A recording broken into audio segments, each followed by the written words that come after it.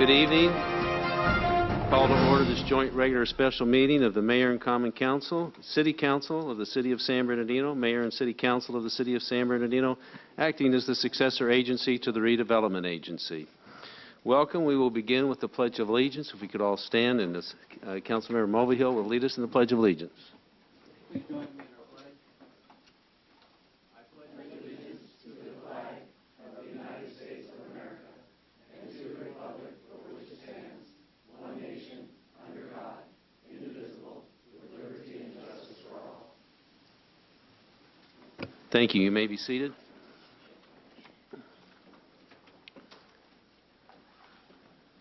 We appreciate all of those who are in attendance this evening, and we are grateful for the opportunity to discuss this very important issue. We have two issues this evening. One is our homeless services, and the other one is related to a HUD program funding and housing strategies. At this time, I'll turn the time over to our city manager. Thank you, Mr. Mayor. We're pleased tonight to be able to address the City Council on the issue of homelessness, which the City Council has been very interested in now for quite some time. We have arranged to have a series of speakers that Mr. Mangano, Phil Mangano, has put together, people representing different interests working here in San Bernardino. It's a tremendous group of very dedicated people, and we want to thank all of you for coming tonight and being part of this with us. Yes, thank you very much. I'm not going to take up more time because we've got quite a great program, and I want to make sure there's time for City Council members to interact as we go. This is intended to be a workshop, and we're hoping to have some good dialogue to go with it. But first, we thought we would listen to some of the speakers, and I'm going to turn it over to Mr. Mangano. Thank you very much. I'm going to go to the podium.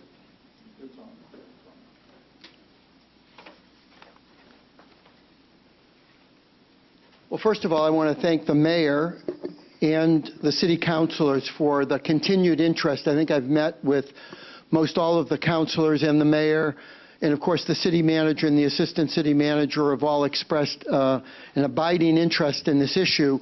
And I know what always is the concern.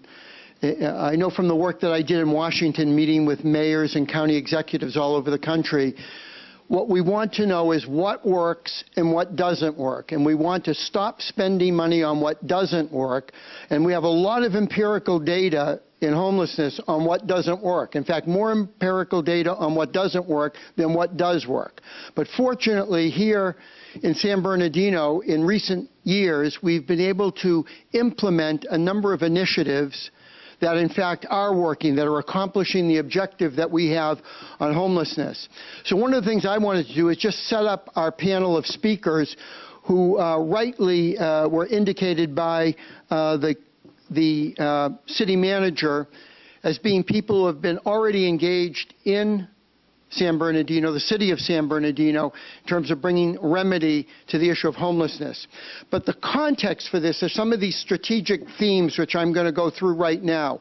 One of the key aspects in the issue of homelessness is that we need to move away from simply shuffling and cycling homeless people, shuffling them from one side of town to another, from one city to another, cycling them through one program after another, cycling them from the street to the emergency room and back out to the street. We now have the capacity to bring solution to the lives of homeless people. And what's most important in that is that the most innovative ideas are for the most disabled and the most vulnerable. The people that we look and see on the street and we think a bowl of soup and a blanket is the best that we'll be able to do. We now have innovative ideas that we can engage, intervene in those lives, and move them out of homelessness into a place to live and support them in that place to live. That's the critical aspect of it. One of the things we've learned over the last 20 years in homelessness is services on the street and in the shelters without housing leaves people out. But housing without services, especially for the most vulnerable, if you're just housing them and leaving them there, that sets people up for failure. It doesn't work. Services without housing doesn't work. Housing without services doesn't work. But when you put those together, which is what the County of San Bernardino does, you've got something that actually brings remedy and reduces the number of homeless people. So solutions, not shuffling and cycling. And also I would say this particularly is impactful on police. Across the country, police are engaged beyond what they've learned at the academy, beyond what their law enforcement duties are. They become social workers. And one of the aspects of bringing together the housing and the services in an invigorated and vibrant engagement strategy on the streets of social workers is that we relieve police and put them back to the work that they're doing on law enforcement. So rather than being quasi-ineffectual social workers, they become what they're supposed to do in the law enforcement realm, and then agencies who bring social services to homeless people then engage. So the handoff between police and social workers, that's a critical element in this particular theme. A second theme is that anything we do needs to be data and research based. Things that look good on paper for homeless people over the last 50 years of responding to homeless, most of them haven't worked. It's when we collect data, we look at the research, we look at what's working, and then we invest in what's working. We need to move from simply expending money and funding programs to investing in solutions.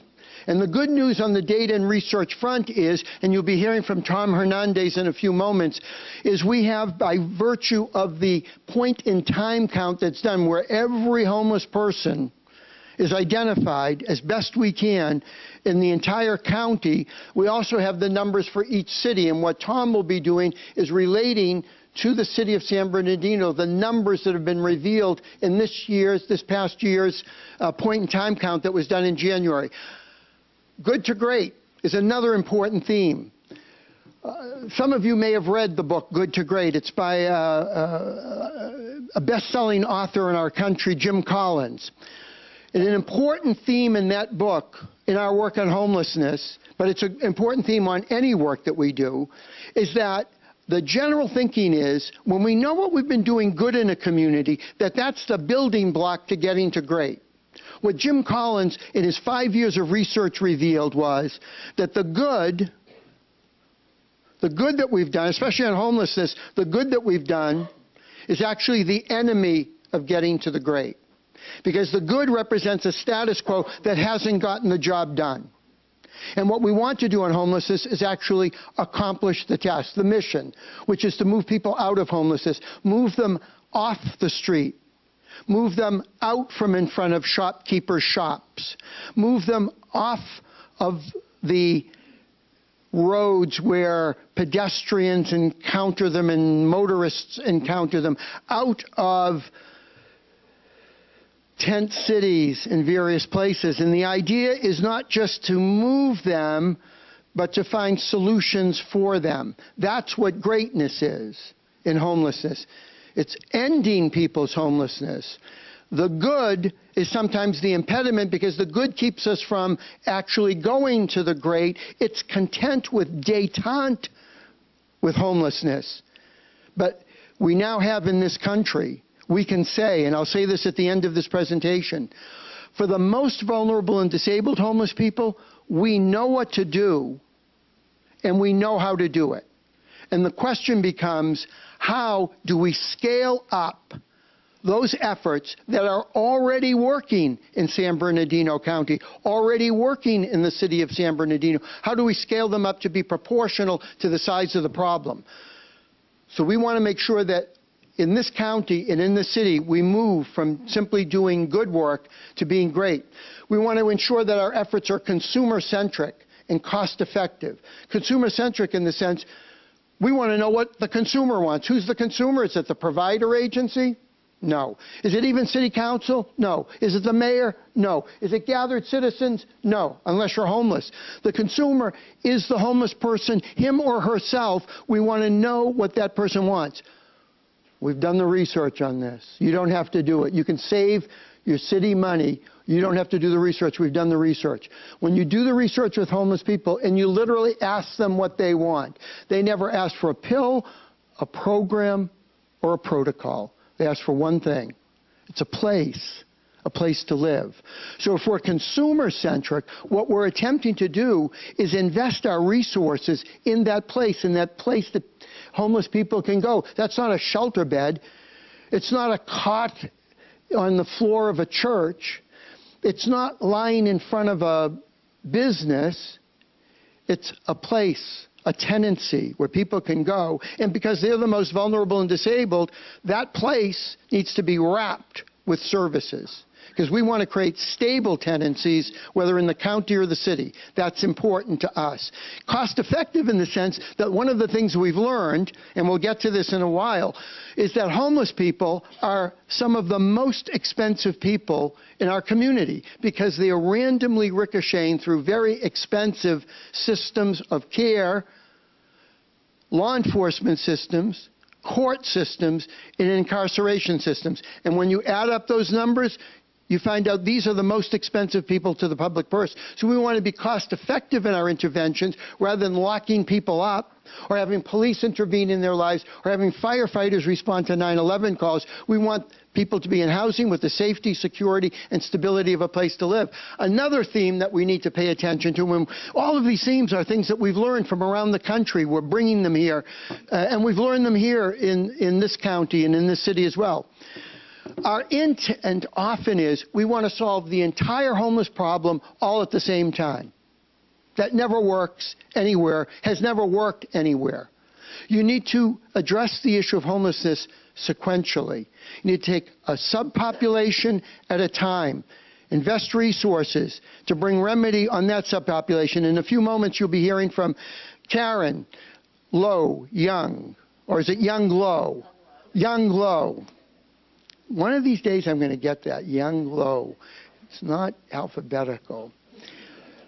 What Karen will tell us about is the initiative that the county did on veterans. We specifically chose the veterans. Not that we excluded, we just had a priority for veterans and the success that we had in doing that.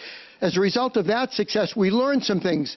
We learned what didn't work and we learned what did work. So moving forward in the county now, we're moving forward in terms of investing in what has worked and leaving behind what hasn't worked. As you know, here in the audience, we have the new county CEO, Dina Smith. We have Dina Fuentes, who heads up the community development shop. We have Maria is still here. Excellent. Maria Razzo, of course. Maria Razzo, who heads up the Housing Authority, and Lisa Jones, who works with Maria at the Housing Authority. And of course, though he's well known in the city, we also have an expatriate from the city who's now working for the county, Kent Paxton, who, as we all know, works for Supervisor Gonzalez and has been very, very helpful in terms of strategizing around homelessness and, of course, in his insights in terms of the city. The point being that the county is aggregated together to be of assistance to the city in solving the city's problem of homelessness. When we think about the sequential, what cities are doing, they're starting with the most vulnerable, the people who have mental illness, addiction, co-occurring disorders of mental health and addiction, and physical disabilities. These are the most expensive people in your community. These are also the people who are most at risk. So not only is it cost effective to prioritize this population of most vulnerable, but it also is the most humane thing to do. Also, these are the people most likely to be on our city streets and encampments. So this is sequentially, when we look at how to respond to the issue, this is the population that literally cities and counties across our country have responded to. What kind of engagement is necessary for that population? Well, it's these. It needs to be assertive. People need to be not waiting in their offices for homeless people to show up. They need to be out on the streets engaging them. It needs to be team-oriented. One outreach worker, that's old school. We need to bring together a team, and thankfully the county has already brought together a team. It has a limited capacity. If more investment were made in that team, it could expand its capacity. It's already doing some work here in San Bernardino City. It could do more, I believe, and you'll be hearing from that team, the executive director of the agency, Step Up. You'll be hearing from him tonight. It needs to be community-based. That means it needs to be linked into the community. And part of what that means is to be linked into the police department. So if the police department encounters a homeless person, rather than the police department being responsible for figuring out how to address the issues of a person maybe who's mentally ill, maybe a person who's acting out on substance abuse, that the community-based nature of that team is to make a handoff of that person to someone who is clinically based, who can respond to those social and mental health and addiction needs. It needs to be treatment focused. That is, there needs to be a clinical dimension. Just a person who has a cursory approach to homelessness for this most vulnerable population, it won't get the job done. Friends are important. Sometimes a clinical insight into what's going on with the person is more important. And then finally, it needs to be housing-centered. Ultimately, the objective is to move that person from the street, from an encampment, from sleeping in front of a business, into housing, and then to support them in their housing. Again, that's why services are so very vital. Again, as I said earlier, services without housing, people are languishing. Housing without services, you set people up for failure. Some people hear the term housing first and they think, oh my God, we're just going to put people into housing and then they're just going to be left there and we're going to repeat the failures of the past. Well, the new technology, so to speak, the most innovative ideas on homelessness are place a person who's vulnerable and disabled into housing, whether it's a veteran or an unaccompanied woman, or a person who's been lying on the streets, or lying in the parks, or in an encampment, place that person out and wrap services around that person. Why? Because it's in the stability and security and safety of a place to live that those other services can be delivered more effectively, more efficiently, especially more cost efficiently. So if you're out in the street and the person's randomly ricocheting around the street and you're trying to bring mental health services to that person or employment services to that person, it never works. It's when the person is moved into the stability of a place to live and then someone can engage them in that stable place to live. That's where you can make progress with the person. It just makes common sense that stability and security are the beginning of the trajectory out of homelessness and into stability and housing. Coordination of existing resources is important. There already are resources out there. We don't want them scattered. We want them coordinated. You'll be hearing from Jeff Little, who runs a program that the county has engaged in and established as a county-wide housing search program. They don't have enough resources to do all of the county, all of the people, but it's in the right direction in terms of doing housing search in the entire county to find the units that are necessary so that homeless people have a place to live. If there's one message you'll hear constantly tonight, it's one of the greatest impediment to the housing of homeless people and bringing remedy. The greatest impediment is 3 words: units, units, units. Units of housing. That is the central impediment. We know how to place that person in. We know how to service that person when they're in with wraparound services. But the units, when we meet with the provider agencies, this is the resonant issue for them. That's why the Housing Authority has been engaged. That's why the county CEO's office has been engaged. If you talk to your expatriate, Kent Paxton, who goes to all those meetings, he'll tell you it's units. Oh, in fact, there are those very words. So here are the strategic themes that the county has set out. It is making good on all of them. It just doesn't have enough resources to do everything, and that's why it's engaging cities to join in a partnership. And what Tom, who I'm going to introduce now, will tell you is that you've got a problem on homelessness. That's nothing new to you. I know you know that you've got a problem on homelessness here in the city of San Bernardino, and the county is ready to bring some help. But to understand the magnitude of that problem, I'm going to invite up Tom Hernandez, and I might add Professor Hernandez, who is teaching a class in about a little less than an hour. So he's going to make the first presentation, and we're going to ask you to ask him any questions when his presentation is done, so that his students are not bereft of his presence in that classroom. They would be so sad to miss Tom, who heads up the San Bernardino Office of Homeless Services, and is an extraordinary person. I'll tell you this just by way of introduction. If we could somehow get Tom cloned, I know this is illegal, I already know that, but if we could, and we could put a Tom Hernandez in every city and county in our country, homelessness would have a shorter path to its end, I can assure you of that. So please, Tom, come up and help us understand the magnitude of the problem here in San Bernardino. Thank you very much. Thank you, Philip. You're very kind with those words. Mayor Davis, members of the council, city staff, invited guests, Tom Hernandez, Homeless Services Officer with the Office of Homeless Services. And I am here to present a little bit of information for you. I don't know if some of you know, but every year, HUD, at least within this county, we've undertaken the task of doing it every year. But every 2 years, HUD asks every continuum of care within the entire country, which is over 400 nationally, to conduct a point-in-time count of their homeless. So we usually say PITC. So if you hear some of those acronyms, that's what that stands for. And the point-in-time count is just a 4-hour census, sort of a snapshot of homelessness on a given day. So HUD sets the parameters for the point-in-time count, and every year we conduct it generally at the same time, the last 10 days of January. Does that bode well for San Bernardino, sunny San Bernardino County? Not necessarily. It's a count that tends to favor the East Coast, and for the reason because that's where the money comes from, so they set the standards and the parameters that we abide by. And so every year, it's not necessarily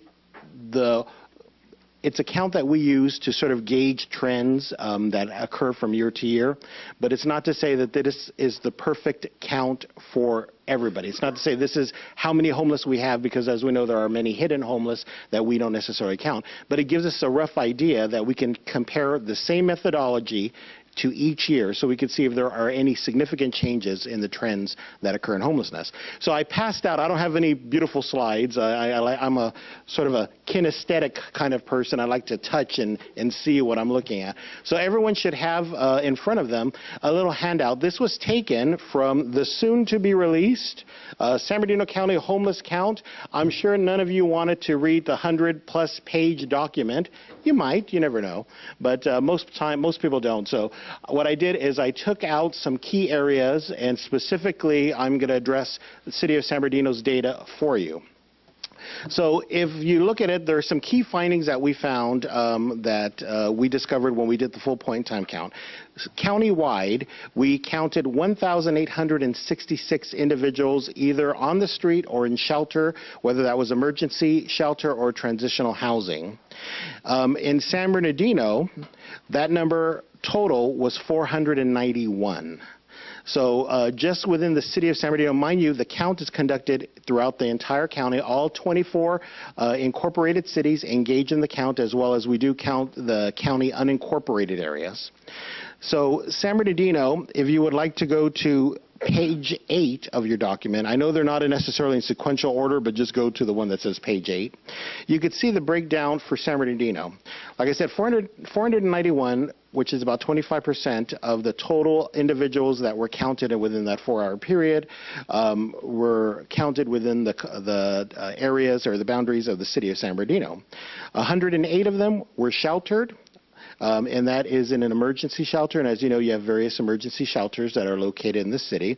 156 were in transitional housing.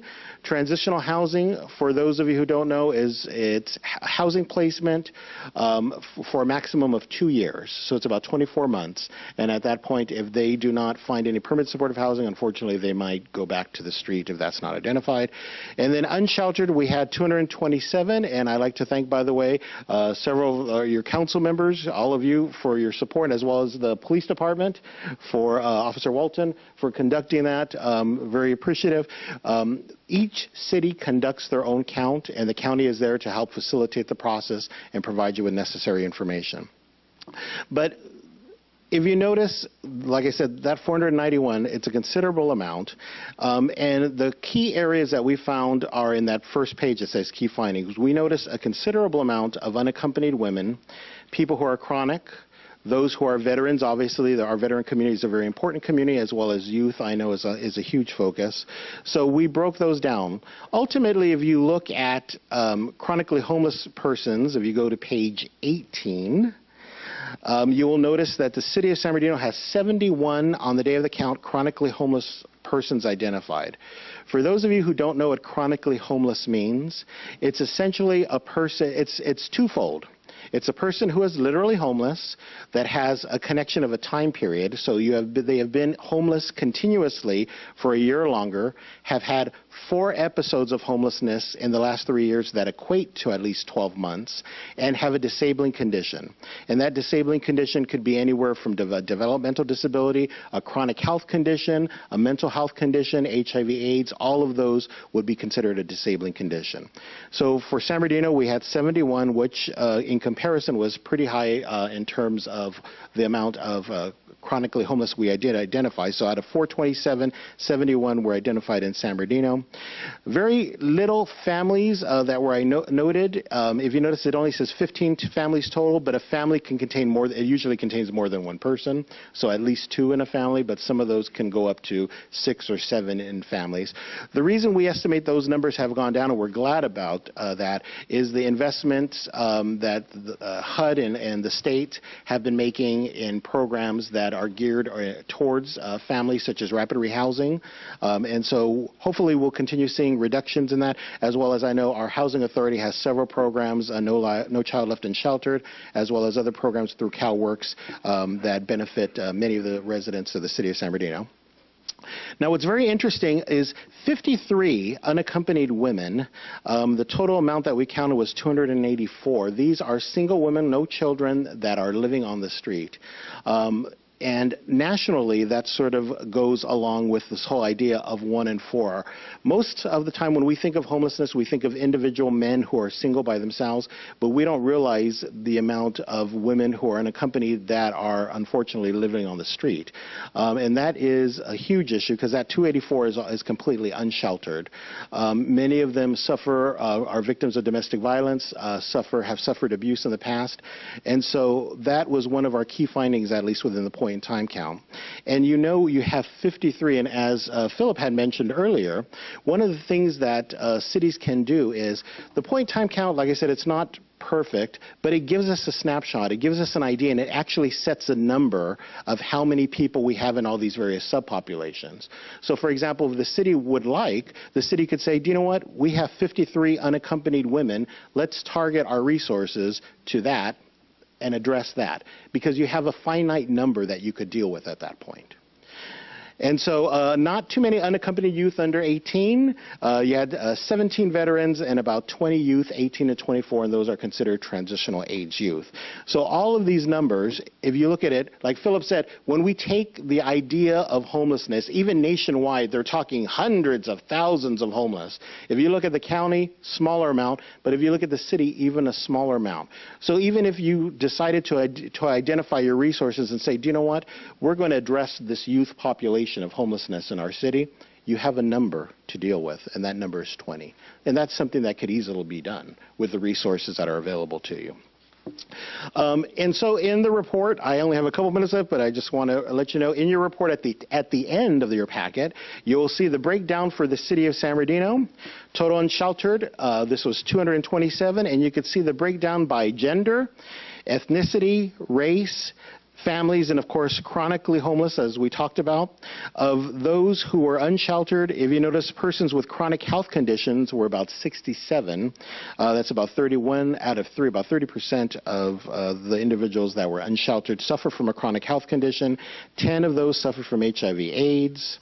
Physical disabilities, 71, which is another 31%. And so the difference between physical disabilities would be, for example, someone who is maybe missing an appendage, maybe blindness, and of course chronically health conditions could be something from cancer, diabetes, some chronic kidney disease, something that impairs their ability to function or to maintain a regular lifestyle. And then mental health, individuals with mental health problems, 56, which is about 24%. So you could take a look at the different percentages, and these are for your city, but they actually have numbers that you could look at and start breaking down to. And so this is sort of useful for you. The full report will have a little bit more comparisons, and in your packet, we broke it down between various subpopulations, such as chronically homeless and accompanied women, youth, so you could see the specifics between the dynamics between those populations. But you have some data here that you could look at, and not everybody who is homeless within San Bernardino County is not without income. Some of them have SSI, some of them have SSDI, some of them do work, so they do have resources in order to get housing. So there are ways that we could do, or information that we could look at that could help facilitate the housing process a lot quicker. Are there any questions? Councilmember Marquez? Is this working? Yeah, I guess it is. Thank you for your presentation. I know we had a preview during our last RCH meeting. My specific question, and I need clarification and help from you, Tom. Our total count for this year, point-in-time count, was 491. What was it last year for 2016? I could find out. I believe it was a little bit higher. I think your numbers have been going down, in all honesty, just in comparison from 564. Thank you, Ken. 564 to 491. That's pretty darn good. We must be doing something right. Your numbers have been going down consistently for the last several years, and it's a testimony to the services and identification of resources that the city has been doing to help reduce that. And the Quality of Life team and everybody else. So kudos to you. Thank you. And so to the city. To the city. Kudos to the city. And as well, as I said, now you have the numbers and now you have the various subpopulations. You could actually start even targeting those breakdowns and lowering that number consistently. And so that's what we're trying to do. Councilmember Marquez, just for information purposes, in 2013, we had 908. And in 2017, the count is 471. It's a 46% decrease over that period of time. That's huge. Yeah. Thank you. Very significant.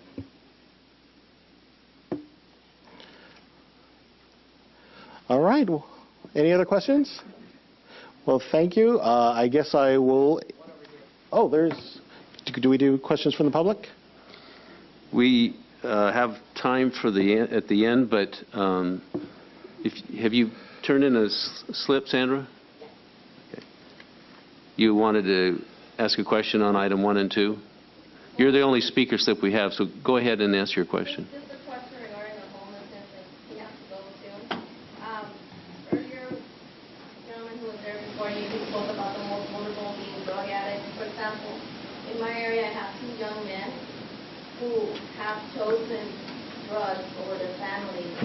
How should we tackle people who is their choice? They're choosing to do the drugs versus staying at home with their family.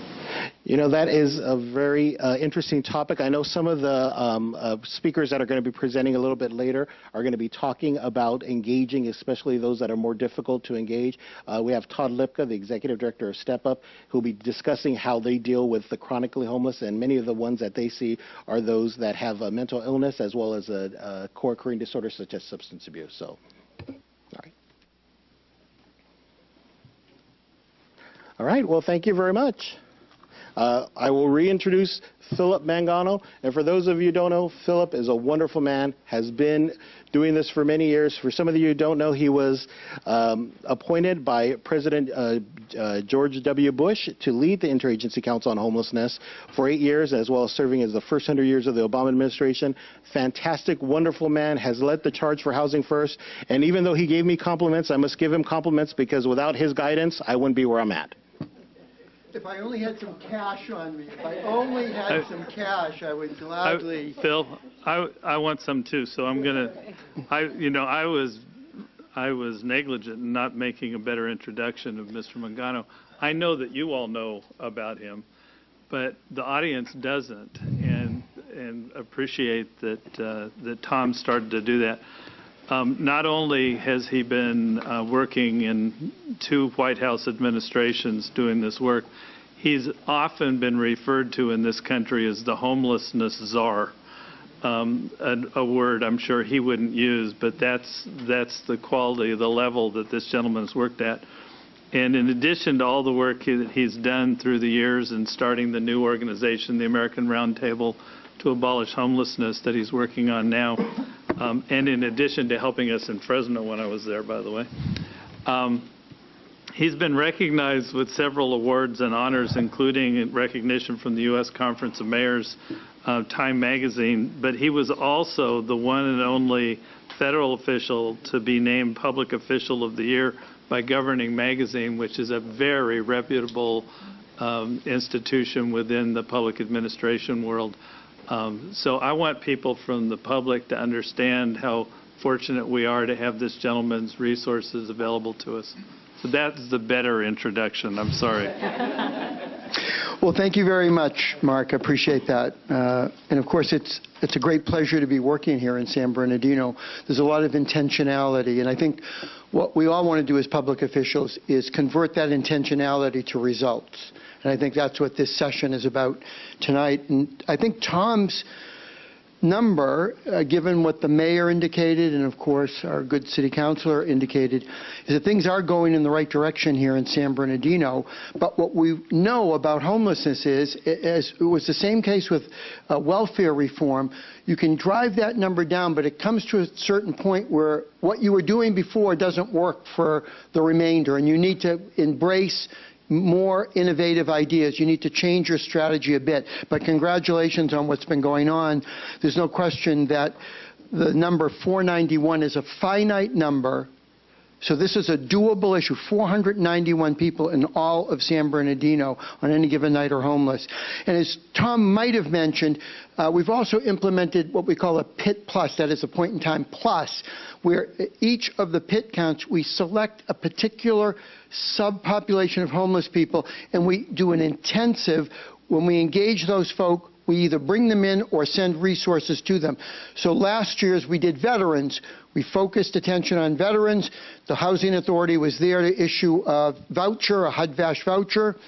And this year we did chronic population, where we sent, every time we encountered a chronic homeless person, we sent resources out to that person to try to get their life more engaged in treatment, again, with creating a trajectory toward housing. I have no doubt that with the numbers that we saw tonight that Tom reported, that increase that we saw in the tragic finding that unaccompanied women, that is women without children who are not engaged in a relationship, who are not subject to domestic violence, but are just unaccompanied women on the streets and in the shelters, that number of women, if you added up the number of homeless veterans, the number of people in homeless families, the number of youth unaccompanied women is greater than those 3 aggregated together.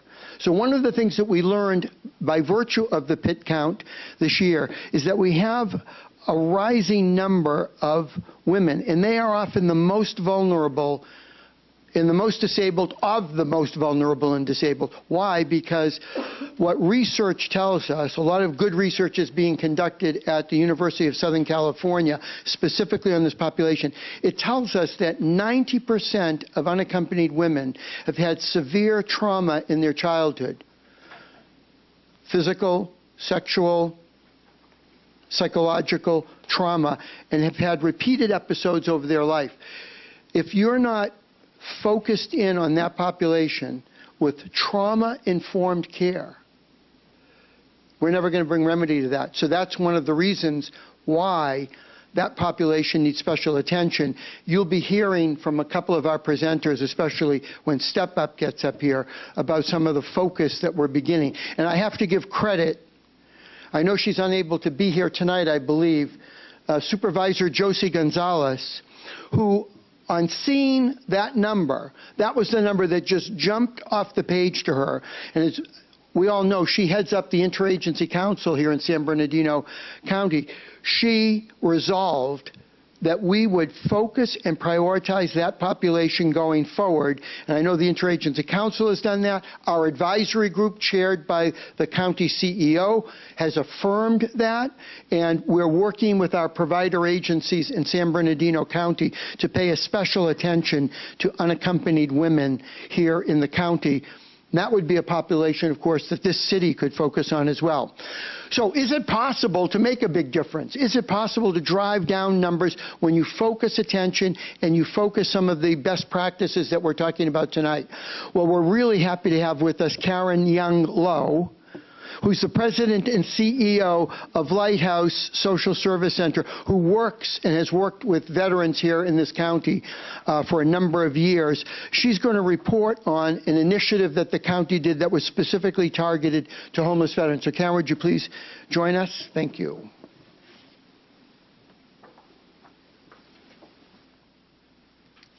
Thank you, Philip, Mr. Mayor, members of the City Council. I'm very excited to be here and very excited about the fact that you all are really taking out time to really think about and plan on this very, very important issue.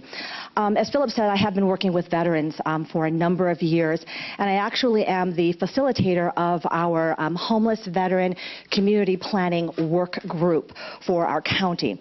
The work group is comprised of staff from the VA, the Housing Authority, DBH, the Veterans Administration, community-based organizations, our HOPE team, the San Bernardino County Office of Homeless Services, probation, Supervisor Gonzalez's office, as well as all of the supportive services for veteran families program. And just to give you a little bit of history, in July of 2015, the San Bernardino County Board of Supervisors conducted a special study on homelessness, and they set a county-wide goal of housing 401 veterans before the end of the year. The goal was based on our VA gaps analysis number, which is an estimated number that the VA uses and provides to each continuum. And I'm happy to report that we reached our goal of housing 401 veterans before Thanksgiving that year. So, how did we do that? Well, the way that we did it was one veteran at a time. We utilized the best practice of developing a by name or master list. And what that means is that we developed a list, if you can believe it, of every single veteran who is homeless in the county of San Bernardino. And then the group that I named, the Homeless Veteran Community Planning Work Group, we meet on a weekly basis and we review those veterans who are still homeless on our list, and we develop a housing plan for them, we review what's going on with them, and we update their current housing needs. We also have staff persons who are out in the streets daily with the HOPE team, with the VA outreach team, and they are identifying veterans who are still homeless on our street. And they also meet on a weekly basis to, again, plan, provide updates for veterans who we might have lost contact with, or those veterans who are newly homeless, we've newly discovered that they're homeless. So this really is a true collaboration. Philip talked about how important it is really to take, one subpopulation and really focus and target on that, and I believe that. But I also think that it really takes a true collaboration, bringing everyone together who is providing those resources. And you have to be sitting down in the room, talking, saying, what is the challenge for this particular person, and then how can we effectively mitigate that challenge? So that's really what we've done in the veteran community, and it has been very successful. So what we're looking to do really is to build a system in which if another veteran falls into homelessness, that experience for that veteran is rare, brief, and non-recurring. That's what's important. So I also want to just briefly provide you all with an overview of the type of numbers that we're seeing in terms of ending veteran homelessness in San Bernardino County. So since we began our journey back in July of 2015, we have assisted 957 veterans in resolving their homeless issue, so close to 1,000 veterans. And out of that number, we have actually housed 803 veterans to date. Thank you. We are excited. On our master list now, we only have 43 veteran. 30 of those veteran are veteran who are what we would consider to be unsheltered veterans who are still living in the street. And then out of that number, 13 of those veterans remain homeless, but they are in housing. So they are in transitional living housing through maybe the Grant and Per Diem program, maybe they're in the Safe Haven, maybe they're in one of the U.S. Vets emergency beds, but they still are considered to be homeless. Again, we meet every week, we work on updating that plan, and as both Philip and Tom alluded to, we really are now working on housing those persons who are the most vulnerable, those persons who are coming to us with the most barriers, who are the most difficult to house. And so it really is, I can't stress enough, building that system and really having that true collaboration is what has worked for our veteran initiative. Thank you so much. Oh, yes, I'm happy to entertain any questions that you might have. How do you account for the veterans that don't fall in your count? Part of the problem with the questions is that we can't hear them and they're not getting recorded. And so if we could leave all the questions till the end. Of course, of course. The question to Tom because he was leaving, but if we could leave those questions to the end, I think it would work better. Then that way we can get it recorded. Sure. All right, thank you. That's my fault. I asked her to do it. We apologize, and we're going to do questions at the end. No problem. Appreciate your question, though, and there's a good answer to it, too. Karen mentioned a couple of things. One of the things that she mentioned is one vet at a time, and I think that's what people have to do. I think as public policy makers, though, our concern when we think of a sequential strategy is one population at a time. We need to focus on the veterans first, and what we did in the county was exactly that. The importance of that initiative was to find out what in the county was working for a homeless population and what wasn't working. And what the county has done is it's moved forward and invested more in what was working and tried to leave behind what isn't working. We have only finite resources, as you all know. Finite resources as public officials. We have to invest those resources with the intent of a result or an outcome. We can't have simply expenditures and funding. We need to make investments. So as a result of the Veterans Initiative, we have a much better idea of what's happening, where the units are or where they're not. And the greatest impediment we discovered in housing veterans was that the housing search vehicles that we had in the county weren't working as well as we wanted them. We were self-reflective. We were happy about what was working, but we were even more eager to know what wasn't working. One of the things that was not working was housing search. So we began to work together in the county. We found an agency that knew what it was doing according to evidence-based and best practices. So we began to coordinate all of housing search resources into one philosophy and a very aggressive approach in terms of identifying landlords and making units available. So we want to make that practice known to you because it's working much better than a lot of individualized program-based housing search. So I wanted to introduce to you Jeff Little, who is the CEO of Inland Housing Solutions, to talk to you specifically about an upgrade on housing search here in San Bernardino County. Your slides are up. Good man. Thank you. Thank you. I appreciate it, Mayor, City Council. Like Philip said, I'm Jeff Little. I am the Sorry, Philip, I got to go a little higher here. I am the CEO of Inland Housing Solutions. How many are familiar with Inland Housing Solutions from the City Council? A few. Where's my clicker here? All right. A lot of us, or a lot of you may know us as Old Inland Temporary Homes. We've been housing families through the transitional housing model for a long time, for about 26 years. We've obviously housed over 700 families since 1991. In 2014, we actually had a big agency shift from the transitional housing to permanent housing. And when we were looking at the models, what we really felt was missing was If we're talking units and housing, Philip, what are we looking for? We're looking for real estate guys, property, ex-property managers. And so we went out and actually hired a realtor and said, okay, we've followed evidence-based practices from across the country. We're the new guinea pig here in the county in 2014, and we're going to go out and we're going to find units, and we're going to aggressively go after it like a for-profit business would go after units. And so when we did it, we really worked on separating the housing identification and placement services from the case management. I run an agency. We have a lot of social workers. They're great people.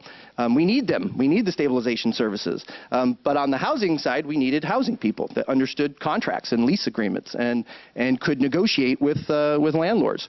So like I said, we did this by getting a real estate professional, and at that time, we were still focused just on families. In 2016, we actually decided to, with the advisory group's recommendation, and just wanting to dive right in to expand the team, we decided to expand population focus, start working with Karen's group. Karen's fantastic, by the way. I love Karen. And include veterans, and then also pivot to the chronic homeless population. We're talking scattered site rental units, private landlords, talking private landlords, property managers, some of the most difficult, as you can imagine, to crack and to get some vulnerable population in. We decided to crank up our robust team of housing search specialists. And unlike Tom Hernandez, I actually like pictures and slides, so I always throw in a few fun ones. You might wonder, why was this successful? Why is it successful? I think a big part of it is that it's a centralized, multi-agency collaboration. I think that's the key. Obviously, we're helping with the program design and coordination with the agencies as far as the real estate services goes, the landlord recruitment and retention services, and then housing identification and placement services. Of course, as Philip and Todd will speak to this in a little bit, the stabilization services, once a household is in housing, is extremely important to maintain housing. I talked a little bit about landlord recruitment and retention. It is a relationship business. We are building relationships. My team individually will make 20 to 30 phone calls a day. Sometimes we'll take blocks off a day, and everyone's, as you can imagine, we're picking up the phone and we're calling landlords, property managers, investors, and seeing what's available. So as you can imagine, in a private market, units ebb and flow. Some days there's been times when we've had access to 50, 55, 60 units. There's other times when it's slim pickings. We might have 7 or 8 at the time. So it's, as you probably also know, if anybody's been looking for rental apartments or houses recently, across the board, rents have gone up $200 to $300 across the board, almost in every area. Vacancy rates are under 2%. So it's made my job a little bit more difficult, but we're still plugging away at it. Here's some data. I wanted to kind of go quickly through that last slide just so we can get to some data that the City Council might be interested in. This is data that has been reported to us. Now, this county-wide team is fairly new. We're in the, we've designed it, and we're working very hard, and we're getting data that's flowing in. So this is beginning data. But if you notice, I'll just take a couple here. We've had 95 housing, and these are households, these are not individuals. So if you're talking individuals, we're probably close to 200. But households, we've gotten 95 referrals, most of them starting in January. I know it says November, but we had a few trickle in. But really, starting January, 95 referrals from participating agencies. 32 of those referral households were from the city of San Bernardino, so about a third. 16 have been successfully housed, so about half so far. 11 are still searching. They're still in the we call it the housing search process, and they're in less than 30 days. So my team has a 30-day. That's our goal. We want to house them in less than 30. We'd love to house them same day. And we've had some pretty miraculous cases where a couple days and we've had someone housed. But on average, we're trying to keep it under 30 days. And then 11 of, like I said, 11 of those are still searching currently. average 27 days we're averaging currently from referred to housed. And currently, if you see that very bottom bullet point, you'll see that we only currently have 6 units identified and available in the city limits currently. And again, that ebbs and flows. Units, yeah, there you go, absolutely.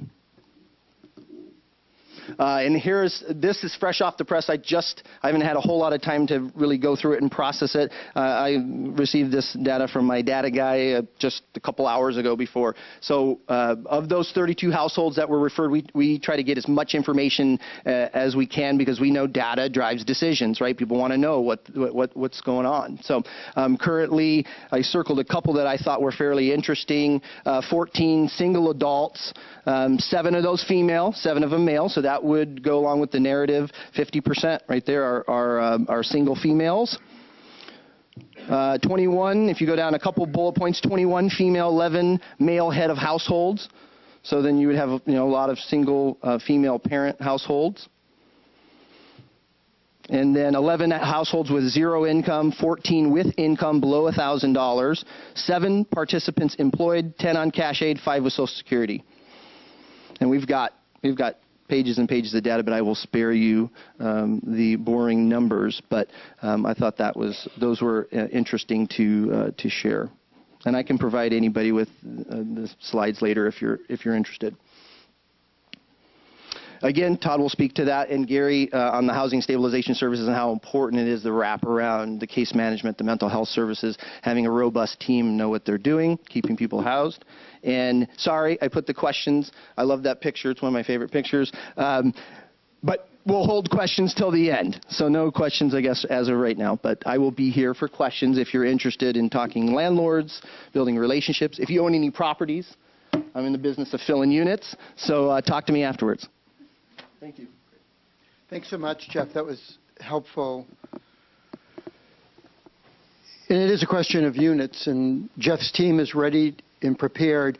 The whole idea of upgrading what we were doing for homeless people was to literally establish a real estate presence for homeless people, to develop real estate agents that were specifically targeted to homeless households, whether families or individuals. And in some ways, San Bernardino is piloting that. There are a few other programs of this sort in the country, but what San Bernardino is doing for a city and county this size is absolutely novel, and I believe that when the kind of results that Jeff is getting are trumpeted around the country, you'll see people will be journeying here to copy this particular housing search model. So one of the critical aspects of what we're doing is trying to identify who's the most vulnerable person, who's the person most likely to be out on the streets, who's the person most likely to be in an ambulance on the way to the emergency room. The average cost of an emergency room visit in our country is $1,000 is the average cost of an emergency room visit. Average cost of an ambulance ride is about $350. That's outside of pharmaceuticals and actually an entrance into the hospital. So the focus, this is a national focus. It was begun more than a decade ago. The focus is on the most vulnerable, the most disabled, again, for humanitarian reasons, but also for economic reasons. So what is the mechanism then to identify who those folk are so that we're investing in a business model, using business principles and practices, we're investing in the most important people and engaging them and moving them off the streets. One of the things we know from research on homelessness, 80% of all homeless people, this is national data that's gone back quite a way, 80% of homeless people in households resolve their homelessness on their own. The average length of stay of that 80% is 47 days in homelessness, and they never come back. It's the 20% who can't get out on their own. That's where intervention by government is so critical, and by nonprofits. So how do we determine who those most vulnerable and disabled are who require that intervention? Well, our next speaker, Gary Madden, who heads up the 211 program at the United Way, and as a result of that, is heading up what's known as the Coordinated Entry System here in the county, is creating that system by which we will identify in San Bernardino County a list by name of who those most vulnerable people are so that we can focus and target and prioritize those people to be out of homelessness just as rapidly as possible. So please welcome Gary Madden from 211, from the United Way, of course, and who's heading up the Coordinated Entry System. Thanks, Gary. Thank you. And Mayor, City Council members, staff, and community members. It's my pleasure to be here. Hopefully you have some slides here, because there's one I want to show you that is really critical. Are my slides in there? Oh, the clicker's here. Okay. Very briefly, this is what 211 looked like before implementation, or it's what the community looked like trying to find resources before implementation. What 211 does is it combines a 3-digit phone number with a 24-hour call center and a massive database of who does what that's free and low cost, so that it's easy to get people connected to their resources. And there's a lot of pieces to it. We've built a lot over the last 10.5 years, but here's what I want to show you that's most important. We've answered about 750,000 calls in our 10.5 years, and although the city of San Bernardino is 10% of the population of the county, 20% of our calls come from here. And I want to show you this graph because it is such a great contrast to look at what those calls are about in the city of San Bernardino. And as you can see, 37% of the calls from San Bernardino are for housing issues. And for contrast, I looked at Victorville, which the second largest number of calls come from the city of Victorville. That's 26%, which is more average from the cities in the county.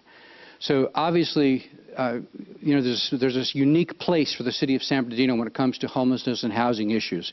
And so we need to address it in a special way. So the continuum of care is based on HUD funding. HUD put some requirements in, and they give us a foundation of dollars to help house people. It's not enough, but it gives us a good foundation.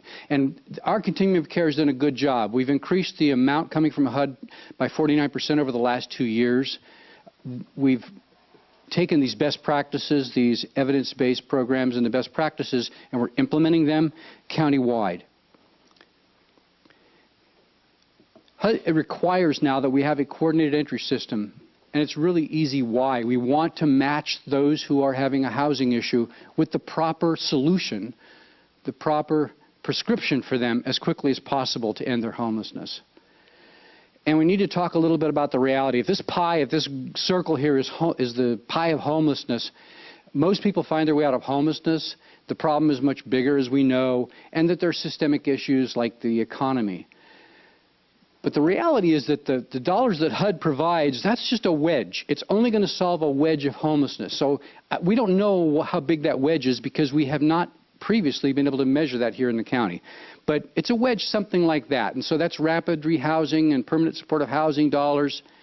And then there's a line somewhere here, and then we got McKinney-Vento. The school districts will tell us that there have been like 35,000 kids not living in a proper home during the school year in the county.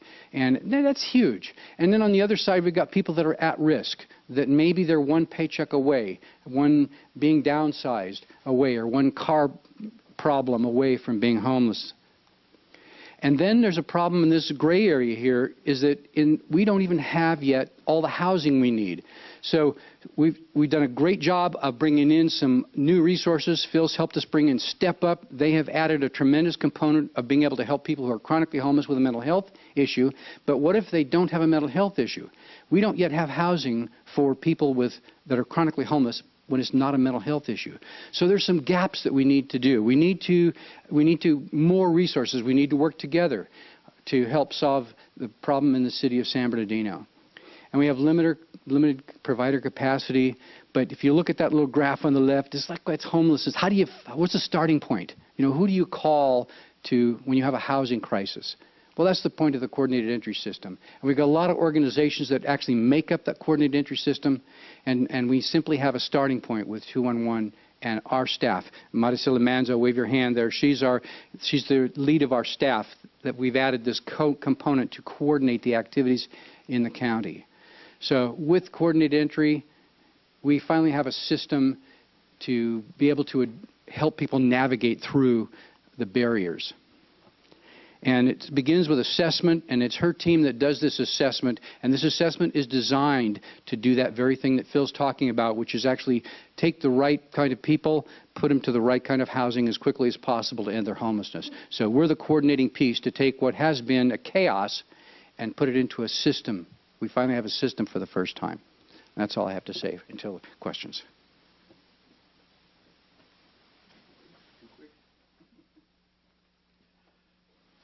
Well, he gets the prize for the most entertaining slides, I would say. There's no question about that. But that graph indicating the calls coming in, that indicates where our issues are, because those calls for housing, the vast majority of them, of course, are people who are at risk. They're not homeless people making those calls in, but they're at risk. So they're potential future homeless people. So part of the intervention that the United Way and the 211 program is doing is attempting to do some prevention work and then doing intervention work specifically with regard to homeless people who are identified in that coordinated entry system. So think about it. So far, what we've heard from is that we have a strategy. There's a strategy, a county strategy, county-wide strategy. We've got a lot of political commitment and civic commitment right in this room from the county. We've got research and data. Tom went over the research and data. It's been added to by Gary. We've got a model of success that Karen talked about. We have a template. We know what to do. We know what not to do. We're developing a list by name of vulnerability that Gary and his team are working on. Maricela is working on. By name, we'll have a list. We'll know who the most vulnerable are. I can assure you, in many other cities, we've looked at the list, compared them to the most expensive people, randomly ricocheting into health and law enforcement systems. It's a match. So we've got a list of the most expensive people in the community. We've got a strategy to identify more housing, scattered site units. We know in the county, and we've already begun taking action on it, Housing Authority is leading on this. We need to do some acquisition and rehab. We need to create housing that's specifically targeted to this population. We're not going to find enough units, even though Jeff is doing a great job. We need to do some acquisition rehab, buy the unit, buy an old motel, convert it, buy an old apartment building, convert it. So we have all of that. But what we know definitively is if we don't have the engagement and the services to back up all of that, we're just going to run into another policy failure on homelessness. We've already had enough of those. So what we're attempting to do is put together the whole strategy.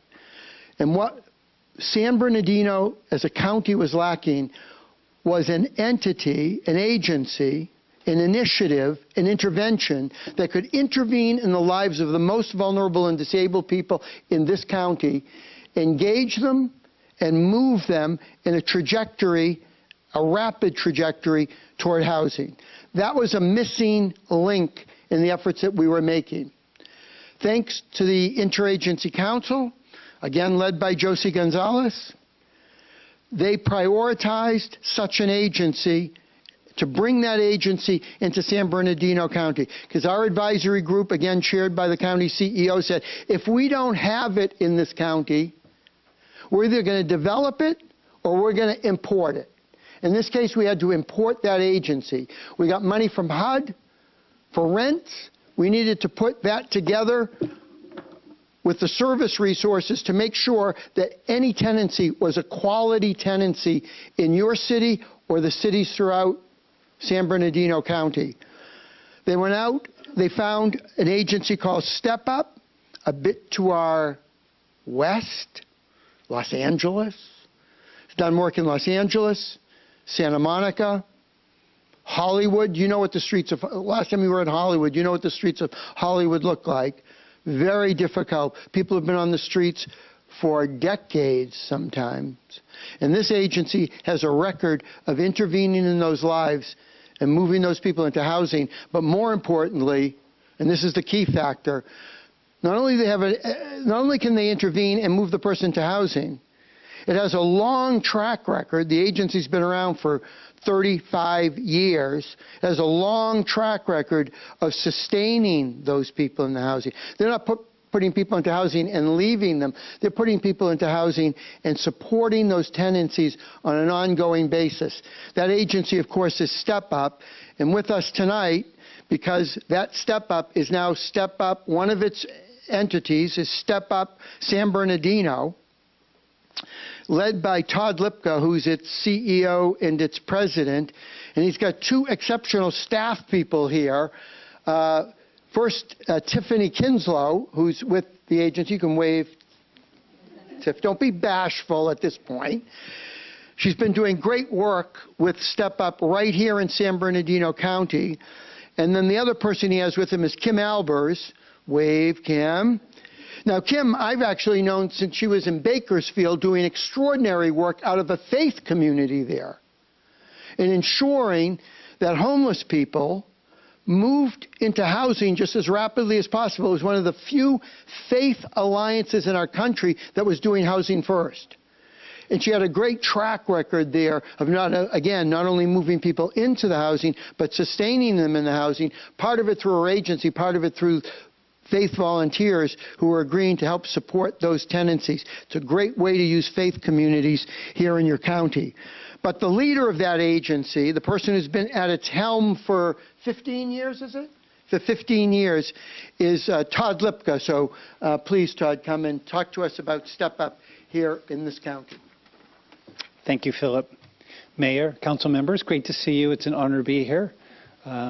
City manager, staff, very nice to be here. Well, you've heard about 80% of the homeless population is homeless for a short period of time and they resolve their own homelessness. So that leaves at 20%. And what I want to put forth is Step Up is really focusing on, of that 20%, maybe the top 3 or 4% of those who are the most disabled, have been homeless the longest, and have a serious mental illness, schizophrenia, bipolar, schizoaffective. So really the most difficult of the chronic population.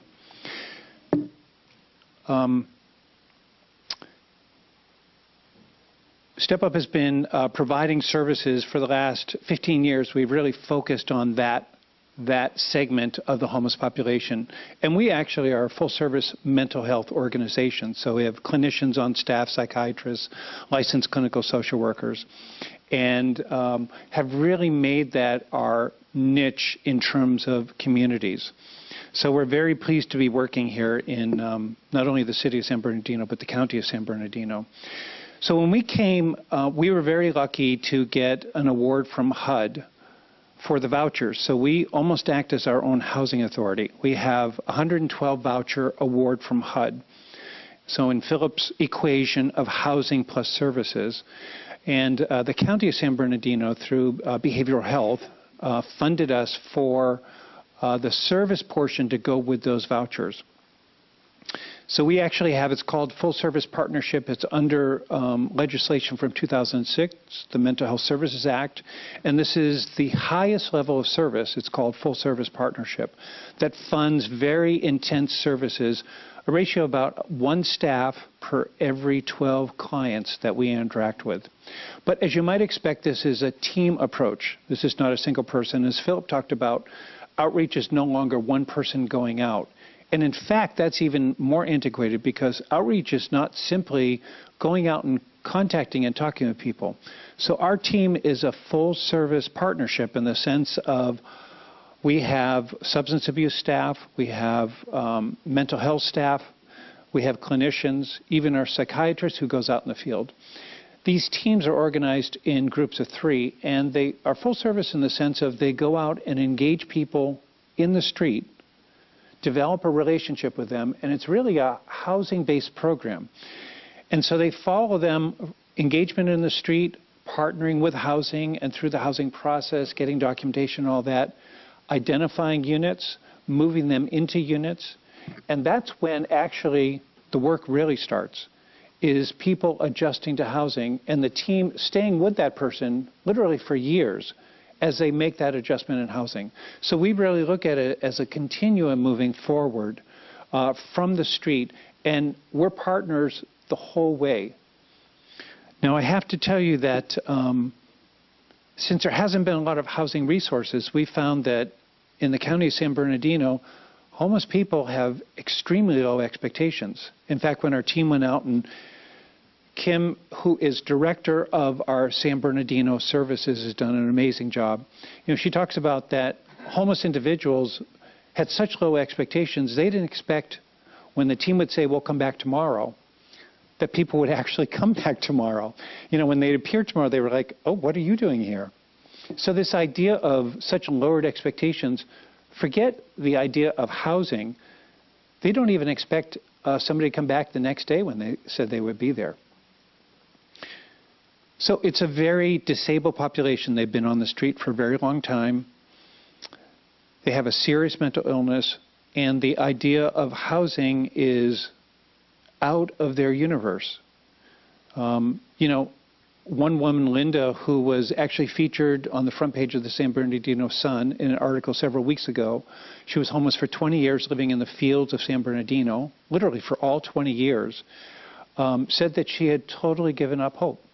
So the team, when they go out, it's about getting housing. So this idea of people who are service resistant, I would say there are very few people in the chronic homeless population who are service resistant.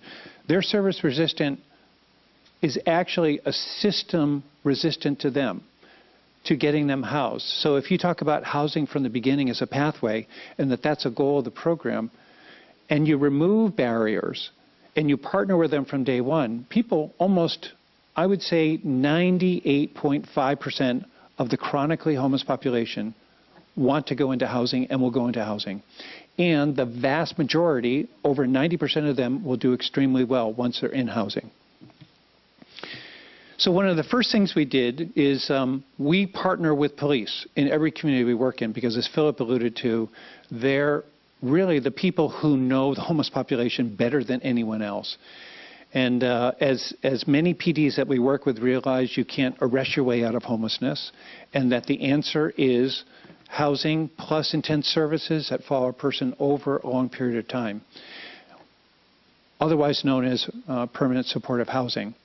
And so we partnered with the HOPE team for the county sheriffs.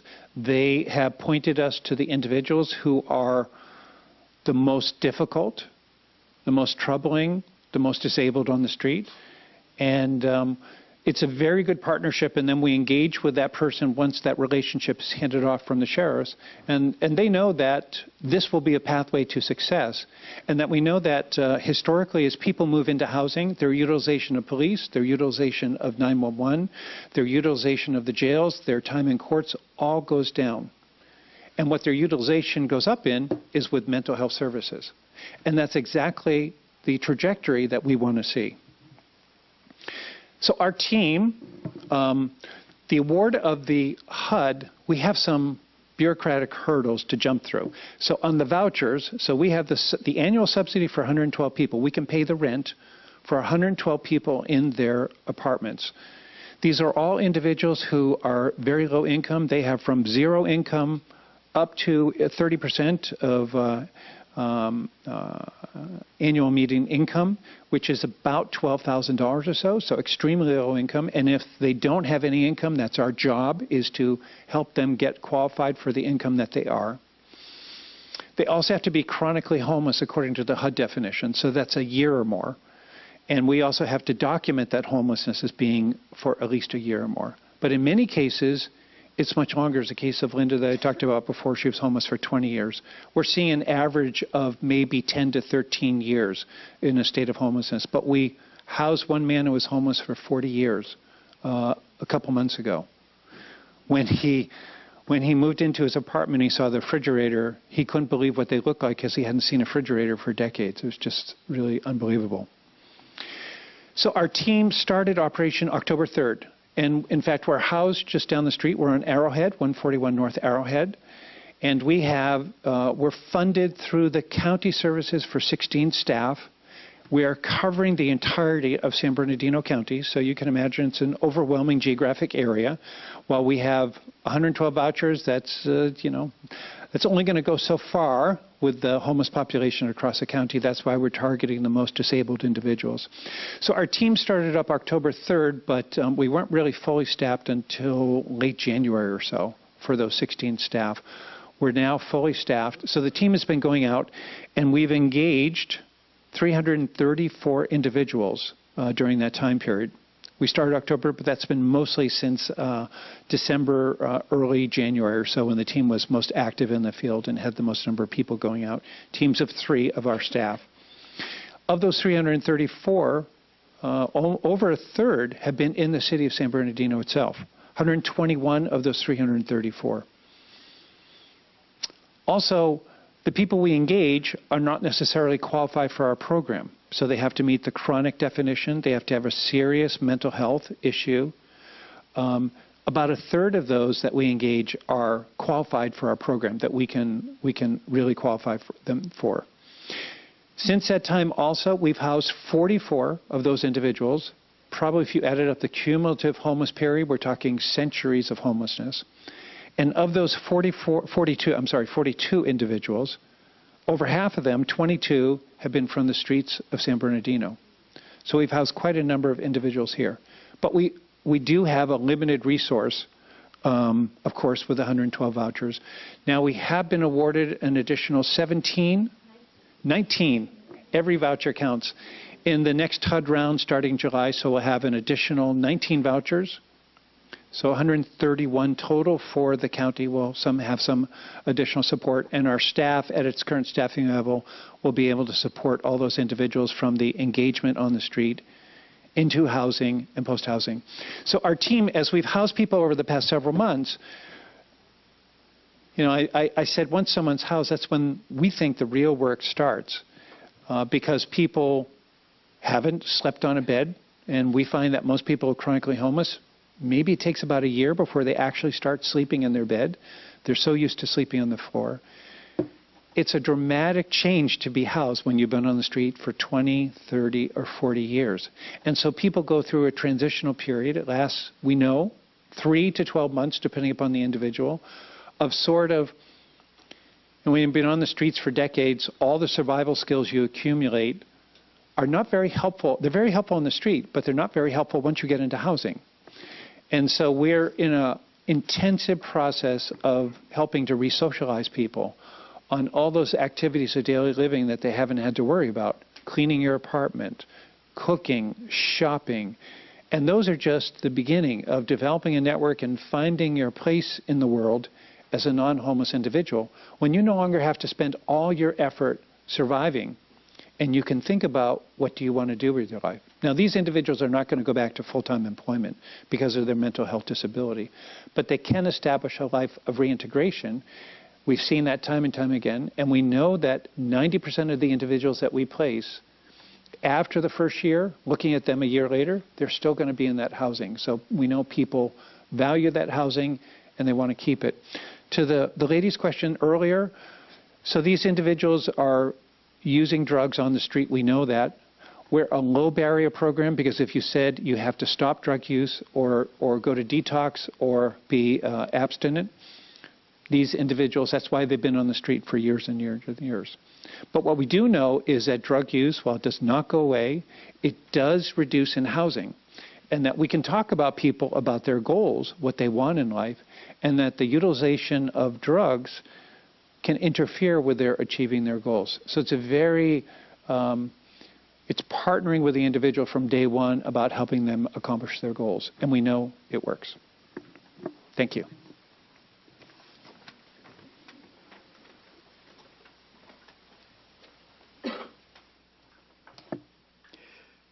What I didn't mention about Step Up is it's a nationally recognized program, actually. It's probably one of the best programs in the entire country focused on the lives of the most vulnerable.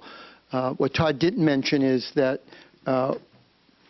it was the first program, the first domestic program selected by the Clinton Global Initiative to be involved in that initiative in terms of intervening in the lives of the poor. So it was the first social service program in the United States that became part of that larger initiative. So what has come to San Bernardino County is just the best of the best.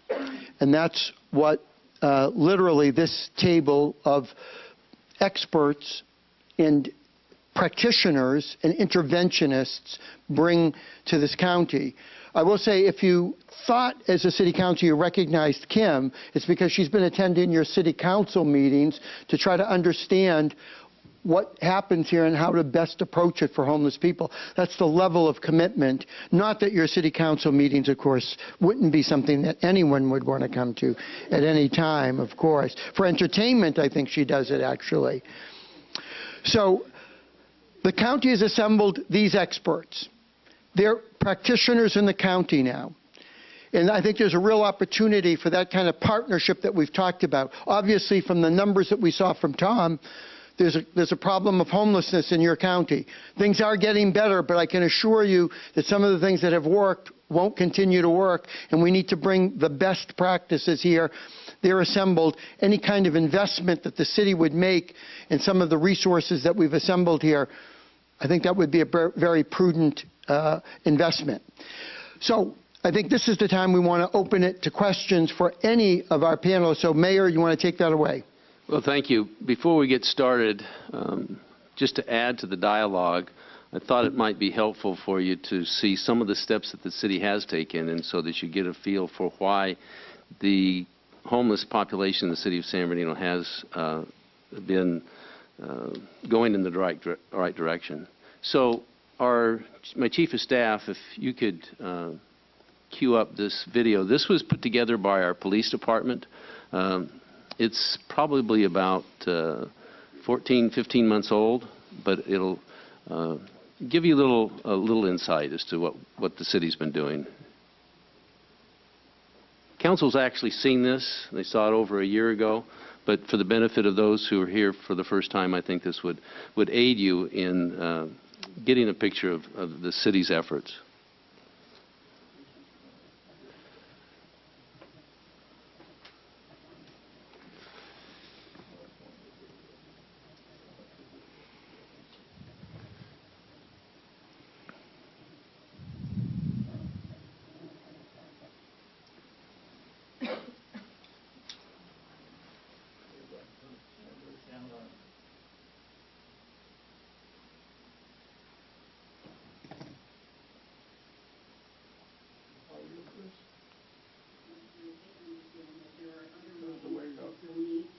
To actually establish organizations that assist homeless people within the city. Panhandling is an addiction, man. It's a rush, man. It really is. And even though I didn't go to jail, even though I didn't, you know what, man, and even though I watch cars go by and everything, and I'm not making any money, there's something back, man. It's just, you know, it's hard to stay away from once you start doing it, you know. It's really hard, especially when it's someone like me. I didn't have no income. I just do steps, and that's it. We're over here at 2175 East Highland Avenue. We've been here multiple times. Our friends homeless camp set up throughout the strip mall of this complex. The owner of the business doesn't really manage his complex, so we come out here and know most of the homeless people by first name. It's kind of like an urban setting of, say, as if you were camping, or you were lost in the wild. My brother's 62, I'm 61, and then we have rangers. They come by and they check on us and look out for a well-being. I don't like to do it. I don't like the people around me, the things that go on, you know. The reason I choose the streets, the reason I choose the outdoors, and like I said, I was a veteran, and I suffer from post-traumatic stress disorder. This is my money maker right here. Hot coffee and donuts. If you've ever seen me, you know how many hot coffees and donuts I got yesterday. Coffee down. Another way of fighting, arguing, drugs, alcohol, it doesn't matter. Whatever satisfies an individual. It's hard being homeless. It almost looks like your future or the forecast for the future is hopeless when you're homeless. It's really difficult for me, especially in like a group home setting, because I was indoors when I came under attack. The facts about the whole matter here is there's homeless people out here. I wouldn't know how else to put it. On the average, I averaged about $1 a minute yesterday. How many hours were you on the road? All right, y'all have a good one, man.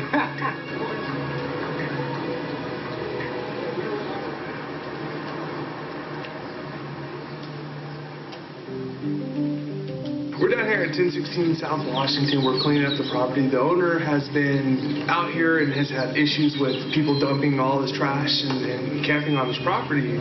Last time I hauled off the trash is 47 truckloads, 6 foot high from here all the way to the back. These guys were supposed to be gone last Thursday. They're not. So, I don't know what I'm dealing with. I need them out. There's just over 20 camps within this location. Homeless people, they establish their campsites here in their own little community, and a lot of them, in this camp specifically, before we've been told, they elected their own mayor and their own little community within inside of the community, and they have rules that they have to follow and everything. So, but the issue is the trash and waste that's everywhere. All this out here, Yeah, I think I'm it needs to be gone before the owner gets here, because it's not a storage place out here. Okay, yeah. Just moving it from here to here does not mean. No, I'm gonna get a truck in. I got a cart for me. Like I've been telling everybody, this is private property. This is private property. If the owner wants you off of his property and wants to press charges for trespassing, then listen. Then you can go to jail for trespassing, and he can just throw all this away, because this is his property. You guys are squatting on his property. We would love to get everybody that's here housed, but the truth behind it is they don't want it. They do not want the housing. Some do. I would say 75% don't, though. They like living this lifestyle. As you can see with this place right here, it's actually they built a residence on someone else's property. Right here, it's just a makeshift chimney to keep them warm at night. So you can see the smoke. It's a problem that these things can catch fire and stuff, but they do this to cook food and keep warm.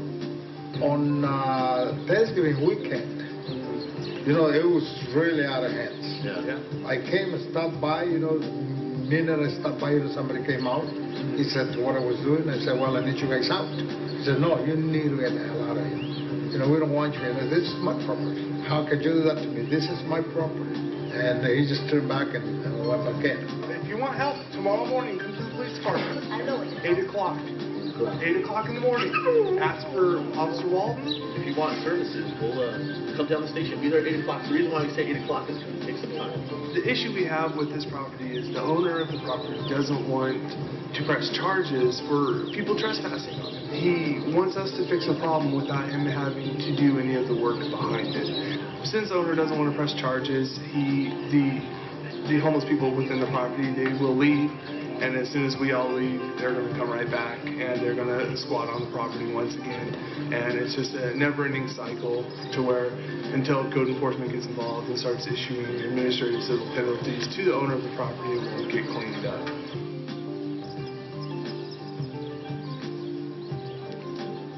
One of the ladies is going to meet us this afternoon over at a local church, and it's great. Out of 100 people, if we contact 100 people and none of them want housing or anything, if one does, that's a success story for us. So we hope that she follows through with it.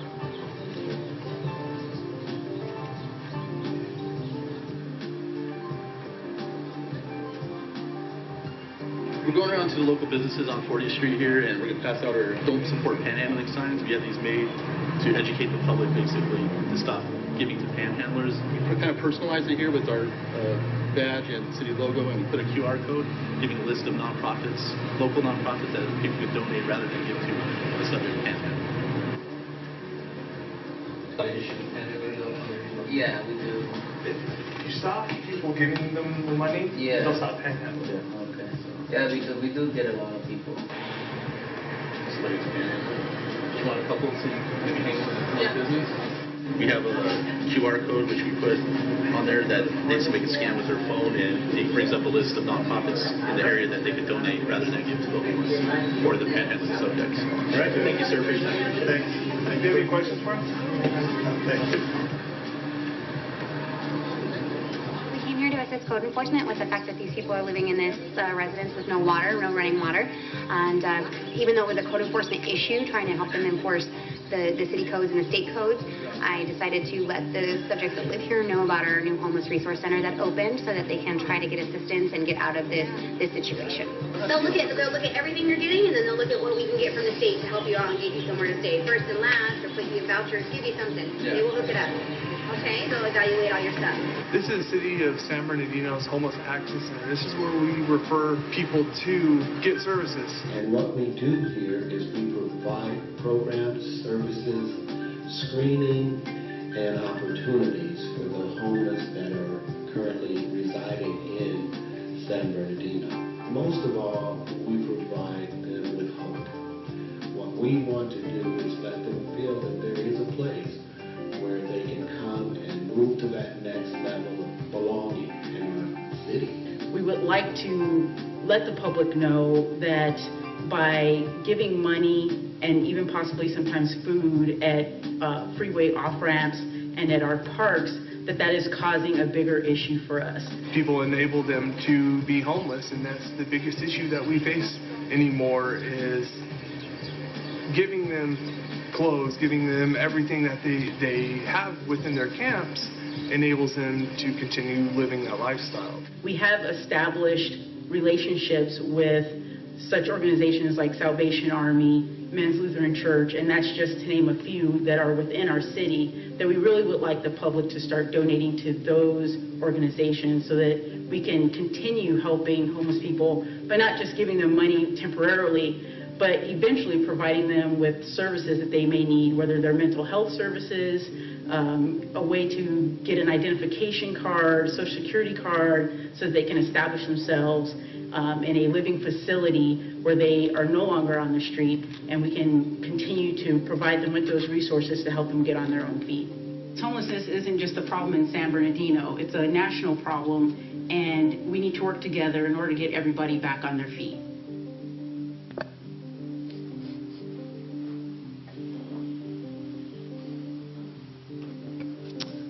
Thank you. I appreciate the indulgence of taking some time and giving you a chance to see what some of our efforts have been.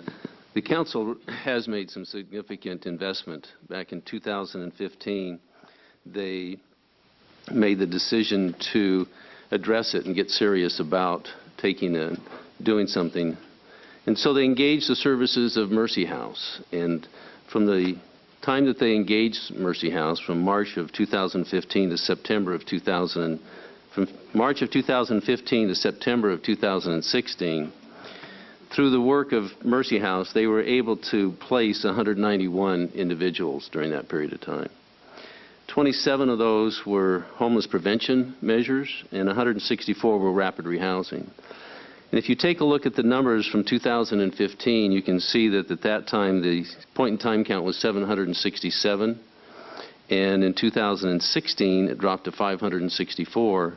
And then 2017, the information that Tom mentioned earlier, it dropped to 491. So you saw it drop by 276.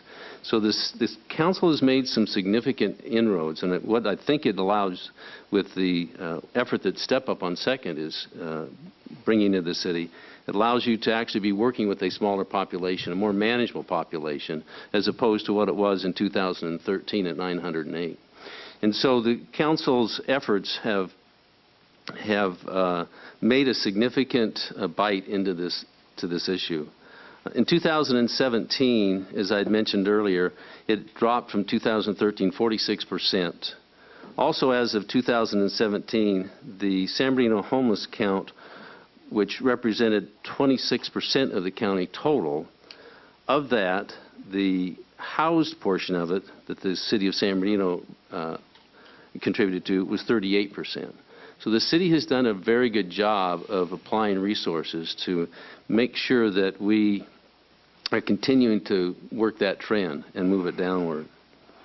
And so I wanted to point that out because our police department has taken it seriously. The council has taken it seriously, invested significant resources to reduce it. And I think that the timing for Step Up on Second really will help to aid and continue that trend. So I thought it was important that you got a little picture, and so that it's been intentional what the city council has been doing to address the situation. So, Phil, we'll turn the time back over to you. I think we had a question from Sandra Ibarra. Sandra, if you could come forward. Did you have another question? Or was your question answered? Okay, thank you. Any other questions? Could you come to the podium and ask your question so it can get recorded?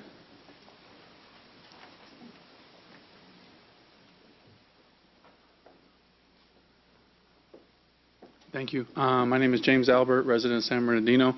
I was just wondering if our county was aware of the paradigm shift that we're seeing in the state of Hawaii, which has an enormous problem itself with homelessness, and some state legislatures have actually introduced bills to classify chronic homelessness as a medical condition, thereby allowing doctors to prescribe housing. Because as great as that video was, I definitely would love to see more behavioral health analysis of people in those situations and analyzing the issues as opposed to our law enforcement, which I don't think is really their purview. So that's my question is, are you aware of this structural shift in Hawaii that's taking place that's really groundbreaking in treating homelessness as a medical condition, thereby allowing Medicaid to cover this as to allow doctors to prescribe housing in a sense? Thank you. Thank you. Well, it's a great question, isn't it? Because for years and years, actually, in Washington, the effort has been to expand the entitlement known as Medicaid, which has historically been oriented toward the health aspects of vulnerable and disadvantaged people. There's been an effort for years to orient that to provide housing as well, to actually pay rent, because it's based on the notion that the most important service that you could provide to a homeless person would be, in fact, the provision of a place to live, because that becomes it's actually a therapeutic, and we don't think of housing, most of us who haven't been homeless don't think of housing as having a therapeutic effect on our lives, but in fact it does. And what we know about homeless people is that once they're placed in housing, that therapeutic impact of being able to simply exhale and to feel comfortable and safe and secure, that leads to other things in terms of going to detox, taking their meds, getting employed. So certainly around the country, we've applauded any efforts that expanded the Medicaid benefit to provide for the most important intervention in the life of a homeless person. So we are indeed aware of what's going on in Hawaii right now. And of course, the hope is that that becomes a model for Medicaid in Washington. As you know, the current administration has not yet appointed all of the people who will be making critical decisions like that. But what is happening in Hawaii is important. Do you want to upgrade that? Just a follow-up. Sure. So I just want to make sure that we're aware that the current administration is proposing to cut $6 billion from our HUD programs. Although we're seeing improvements now, I just want to make sure that we're aware that of the steep cut that we're seeing that could potentially affect us and increase those numbers again. Having been in Washington for a number of different terms with a couple of different presidents, as city council could tell you, making a proposal to do something, especially in a place like Washington, where the president's budget, even in the years I was there, it's true every year, president's budget is established, and then it's pretty much disposed of. And then the budget process goes to the House, and the budget process goes to the Senate, and the Senate and the House actually resolve the budgets of the agencies. So I think what you'll see, and we've seen it in the past, deep cuts have been proposed as far back as in the Clinton administration. It was proposed to do away with HUD, as you know. And so we don't worry so much until something is actual, but we should certainly be vigilant about the potential of those cuts. I know, Todd, you probably want to say something about this in terms of the services that are critical to the well-being of homeless people.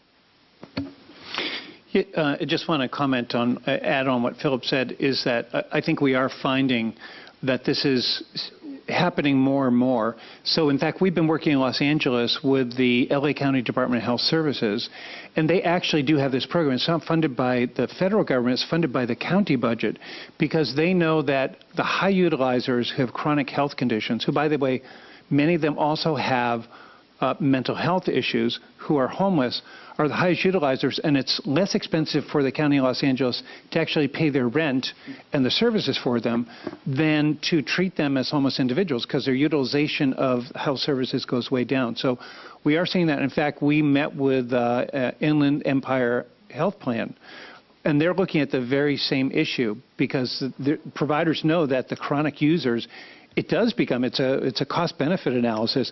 It's cheaper to pay their rent and the services for them in housing than to keep them in a state of homelessness and their high utilization of the healthcare system. So I think we're going to see more and more, and hopefully the federal government does adopt that. You might want to, Todd, touch on what the city did in response to the county's commitment, the two propositions that move forward.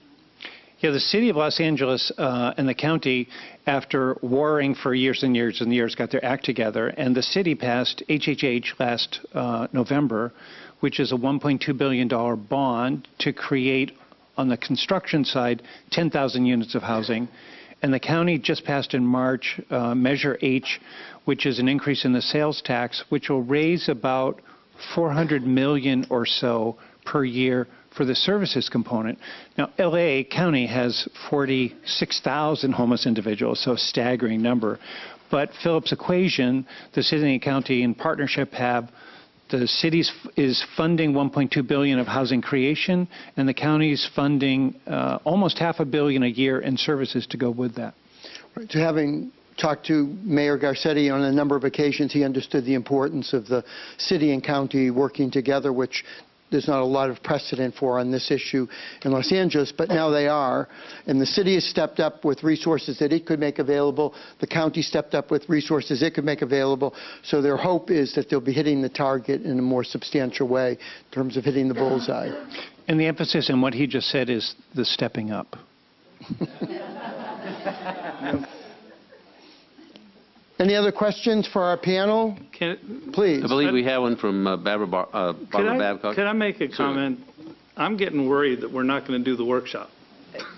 We're listening to some experts, and we're listening to questions from the audience, but the reason for doing a workshop is to hear from the city council. I've been hearing questions from the council for a whole year about homelessness, and we're not having any dialogue at the dais. So I'm hoping we're going to get around to really talking about, okay, so all of these resources are here. How are we as a city going to move forward? And it's great that we've done some things in the past, but we need to figure out what we're going to do moving forward. And I hope we don't leave tonight without having some discussion about how can we be a better partner in this whole equation to make sure that we do accomplish the goals that the city council wants to set. So as much as I love the idea of a town hall meeting, I wanted to do a workshop where you all get actively involved in the dialogue. Councilman Schritt. My goal has been stated a number of times, and that is, and I don't know where we stand on this, and that is, I'm a little bit maybe at an advantage as well as Virginia because we sit on the ICH boards and we've really immersed ourselves in this homeless issue. I'm sitting here thinking, and one of my questions wasn't a question, it was just a bunch of dollar signs with a question mark at the end of it. And I think there are some specific questions I have, for example, to Jeff on the 2% of occupancy rate, or under 2%. Is that countywide or is that citywide? And if it isn't citywide, do we know that number? That's a very good question. That is a countywide number. It will differ depending on the city, obviously. I would say, maybe 3.5% for the city itself. We've ebbed and flowed with units for the city. There had been a time there was a couple property owners that were great partners and were working well with us, and they just got bought out by some outside investors, and so now the new property management team is not so much in collaboration with us. So I just found that out this morning. So it depends, but I could get you It'd be nice to know how we are in the city of San Bernardino. Yeah. But then going back to your question, how we're going to go forward, it's been my suggestion and recommendation for as long as, the last couple of years, is that we've got all these partners. You just said it. We've got all these partners. We need one person, not a part-time politician. We need one person to be in this, and we need to fund it. We need to find the money to fund an expert that can coordinate all those partners. We talked about weekly meetings. We don't have anybody that can hold those weekly meetings. We're talking about LA County, and we're talking about the county of San Bernardino. We're a city that's just emerging from bankruptcy and still in very fragile financial conditions, and will be until we really get back on our feet. So it's really a question of funding. Yes, and the funding for this P-Brain council member, I have a hard time getting my arms around HUD and funding and all the different pots of money, and I am really anxious to see somebody out of your office that can bring all that, dumb it down so that we can say, okay, yes or no to a funding source, or to take it from Peter to pay Paul. Yeah, and let me address that real quick. We've got Barbara standing here, and I didn't mean to do that to her. But, it's okay. She's out of mind. We're going to, when we do the budget in a couple weeks, we will put money in there for a full-time homeless manager position. One of the options is to actually contract through Step Up, who I understand it would be willing to dedicate a San Bernardino person when we'd fund the position, and they would dedicate it to the city.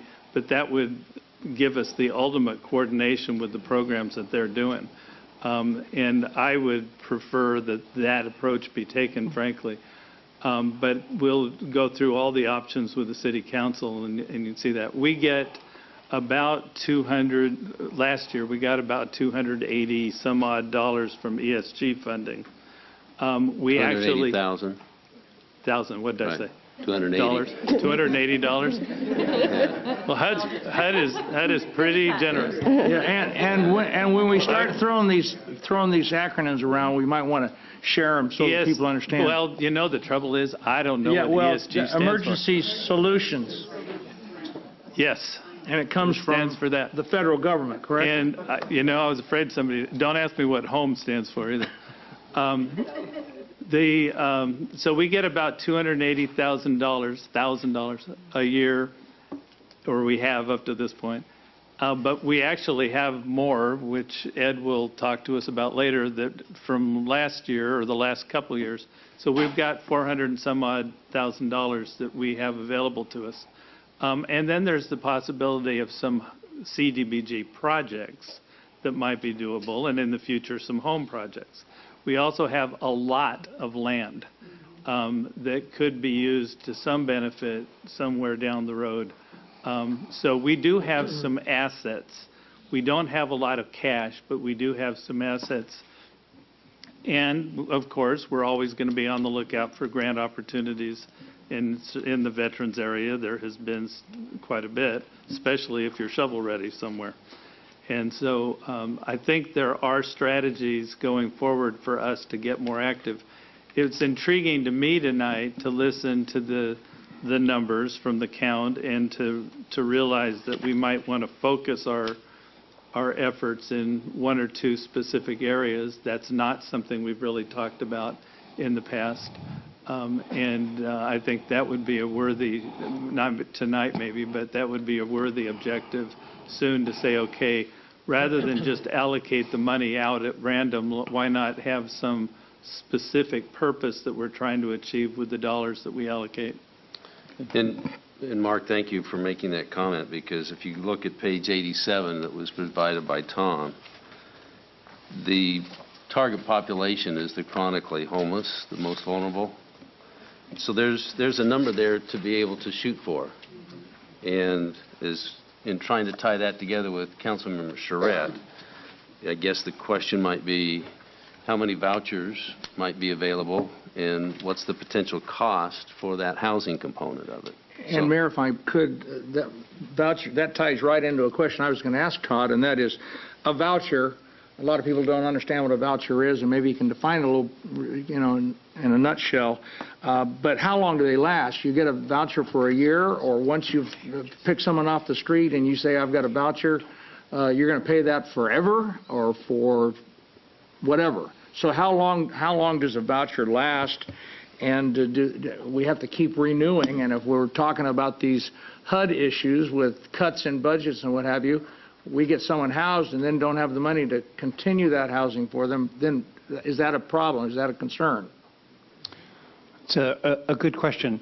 The voucher is a subsidy from HUD. They give us 100% of what would be a person's rent for 12 months based on a fair market rent.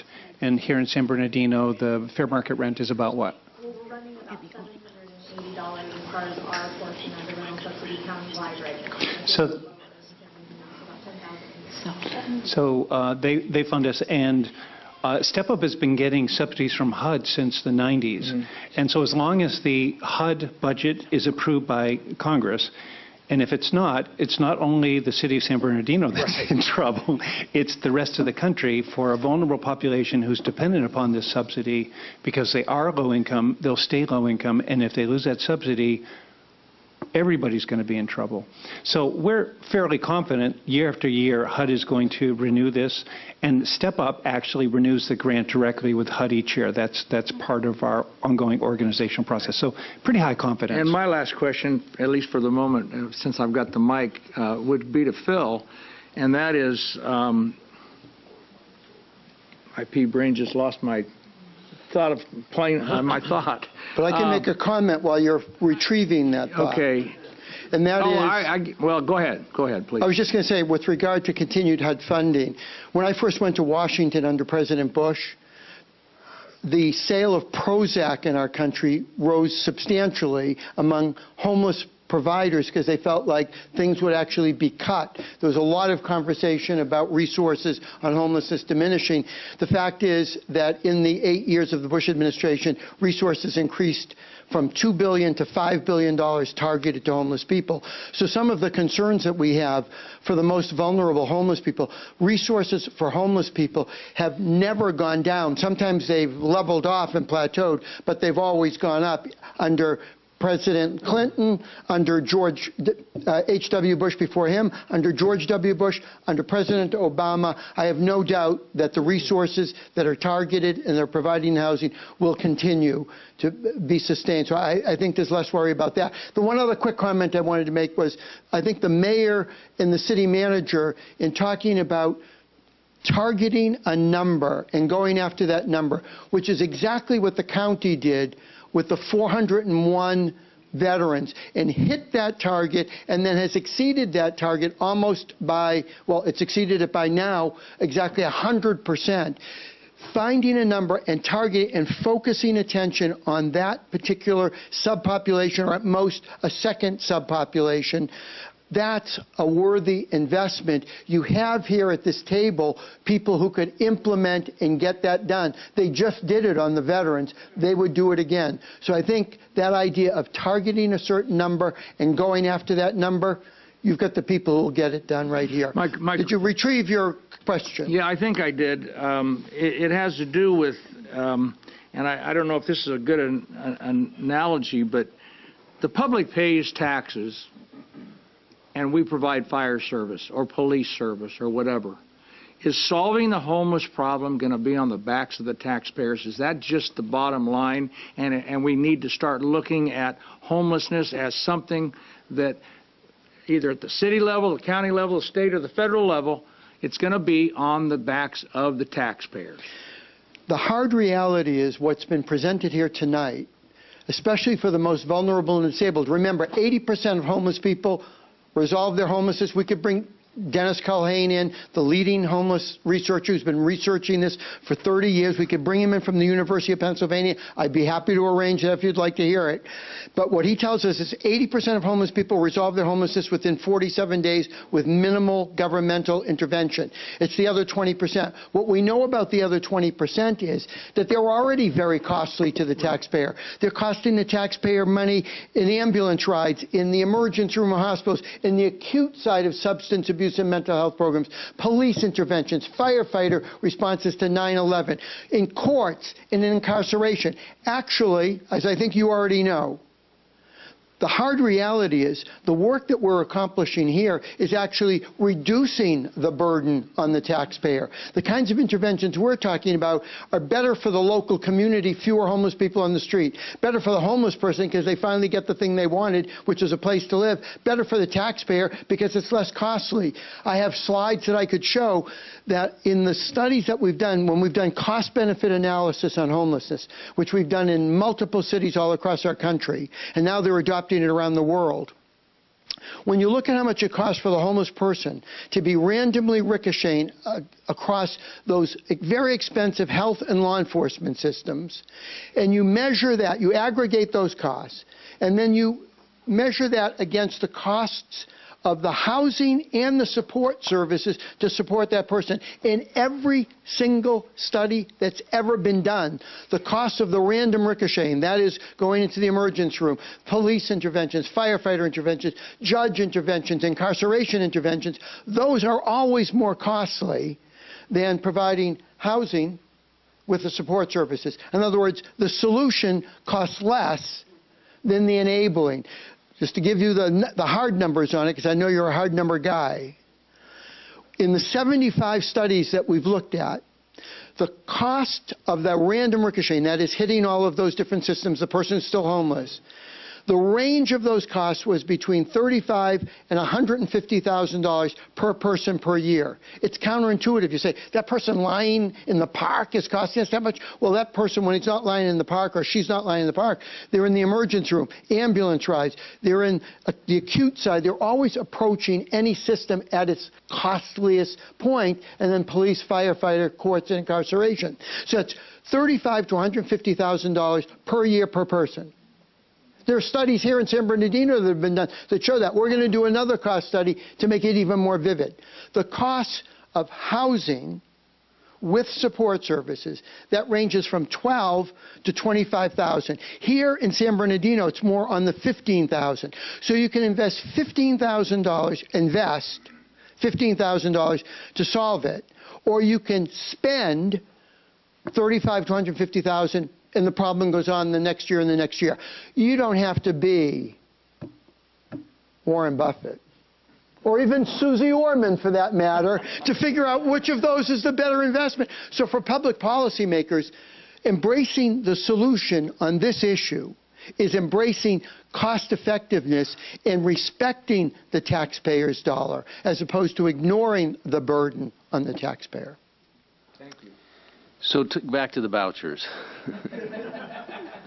So there's 131 vouchers. That's right. 112 plus the 19.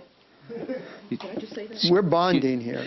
So far, based on the numbers that were Todd said. Right. There were 42 housed to date. So, and 22 of those went to the city of San Bernardino. So the city of San Bernardino has received about 50% of them so far. So if you continue using that same allocation, which probably makes sense because you have a high concentration of your efforts here in the city of San Bernardino, which allows you then to optimize the efforts, then, and this is a very simple calculation. We had 71 at the point in time count. Now, I just assumed that, this is not a good assumption, but just for discussion purposes, that all the 22 that you provided reduced that 71 by 1-to-1 ratio. Okay, probably not the case, and there's probably more that have come in. That would leave about 49 that are still in that chronically homeless. And if you took the 89 vouchers that you have left and you applied that 55%, that would get you approximately 45. And so there is the wherewithal to really make a significant dent, assuming that you apply that same allocation to the city of San Bernardino in finding those, utilizing those vouchers. Still leaves another 45 available to the county. The largest percentage of homelessness is in the city of San Bernardino. And going back to one of the other numbers, I had indicated that the city of San Bernardino has done an excellent job of housing those that were identified at 38%. And so it would make sense for the city's plea to have a lot of those vouchers used, which Step Up on Second has already applied to the city of San Bernardino. And so we appreciate that.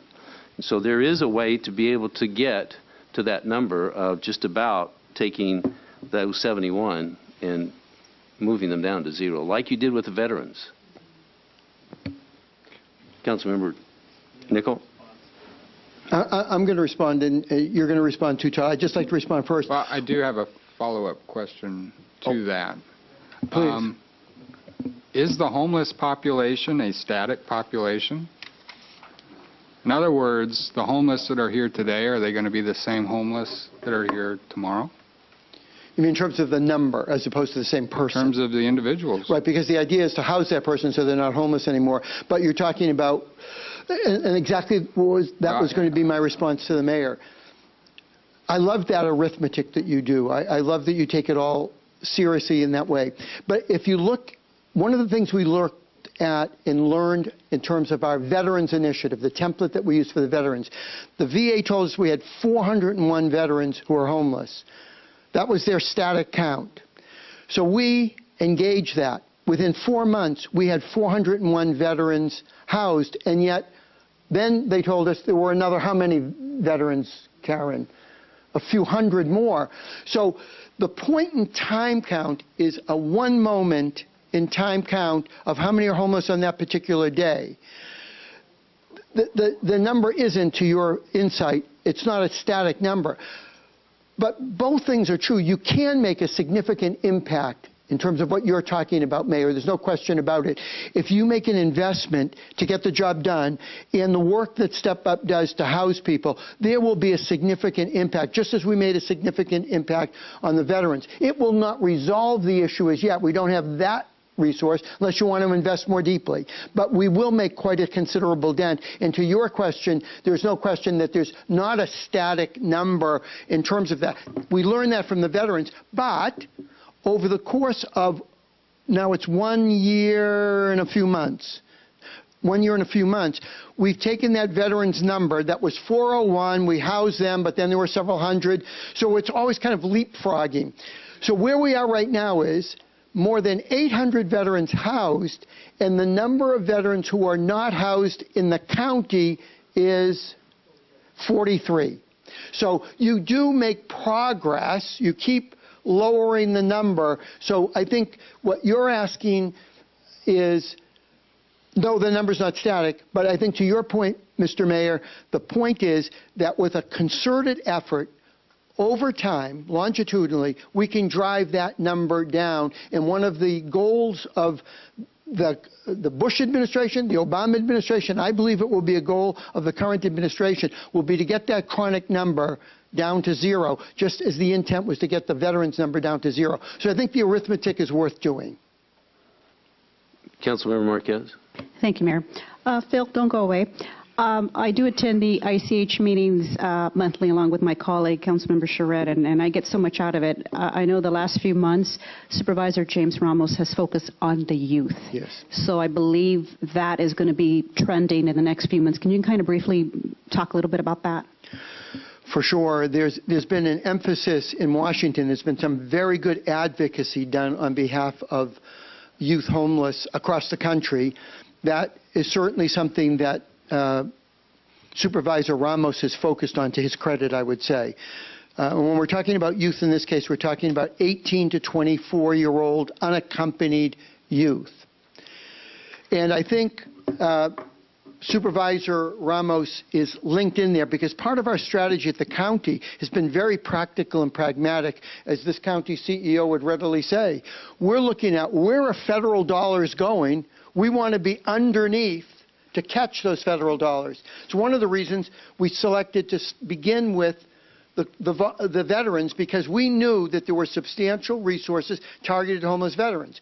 We also know that there were substantial resources targeted to chronic homeless people, so we're making sure we're catching that. So what we've already done in the upgrading of our strategy, as we pivoted from simply veterans to the chronic population, the assumption was that all the veterans who were remaining, that Karen just indicated were 43, we've had such extensive interventions out there, such extensive search for.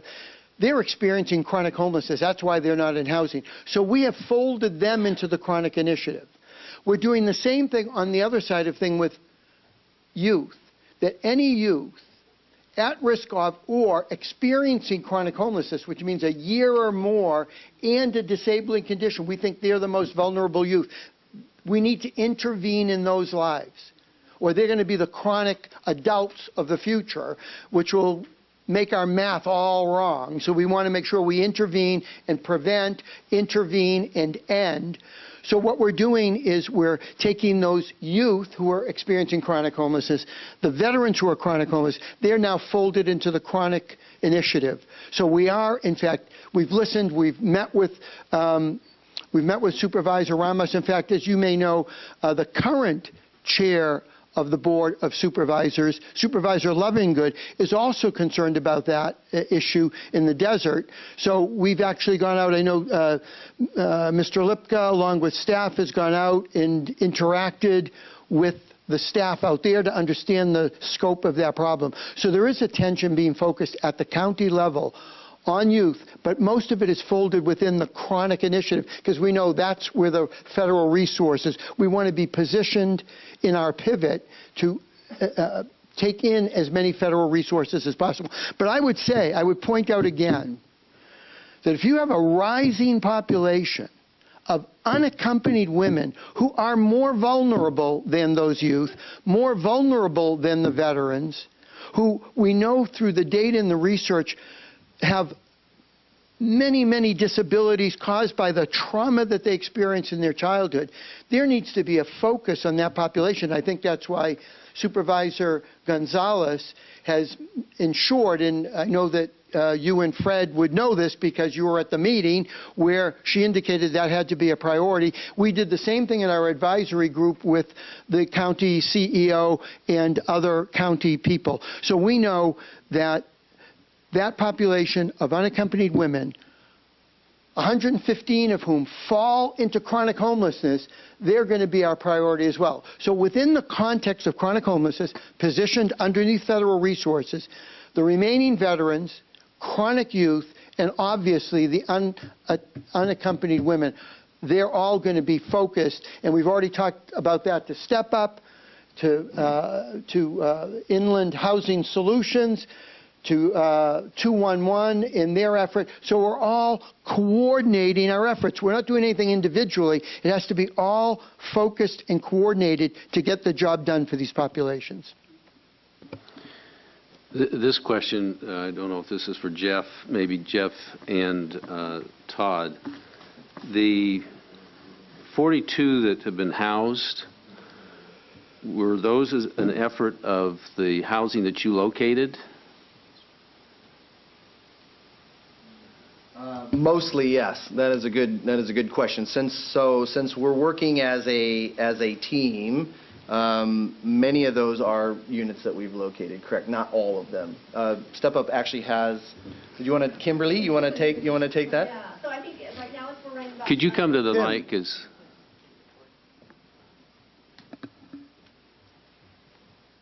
So we are working closely with the HIP Squad we call them HIP Squad, Housing Identification and Placement, to identify units. So we're meeting with them, almost weekly. But we also have our own rental assistance administrator working directly with landlords in conjunction with HIP Squad. So they've directly, I think the HIP Squad themselves have identified about 25% of our placements so far. And then in conjunction with our own staff and the HIP Squad, the rest. Yeah. And I would guess that you're having to stay ahead of it, so that you've got to make sure that there's available capacity for those that you're going to identify that are qualified and eligible to go in. But it would seem that you also have a problem with making sure that it's available, because that identification of the qualified candidate may not line up with when that landlord is ready to rent those units out. So how do you manage that process? Well, I'll just scoot here. If you know any landlords or property owners, they want to fill their units yesterday, right? So if you have a vacancy, they want to fill it as quickly as possible. So a lot of it's building relationships. A lot of it is knowing what's coming through the pipeline, what clientele we have coming, planting the seeds that we have, these households that are going to need housing, knowing what's coming ahead of time. I was just sitting in with a couple of my team members the other day, and they were lining up or trying to line up units or finding units that were available for May, and even I heard in June. So yes, it's a balancing act of getting stuff that we know is going to be available, because usually when your lease is, as a landlord, when your tenant's up, and if usually if they give a 30-day notice, they know if a unit's coming available. So part of it is lining up stuff in the future. Part of it is sealing the deal immediately. Having the household that fits the 1 bedroom, 2 bedroom. We have households of multiple size studios.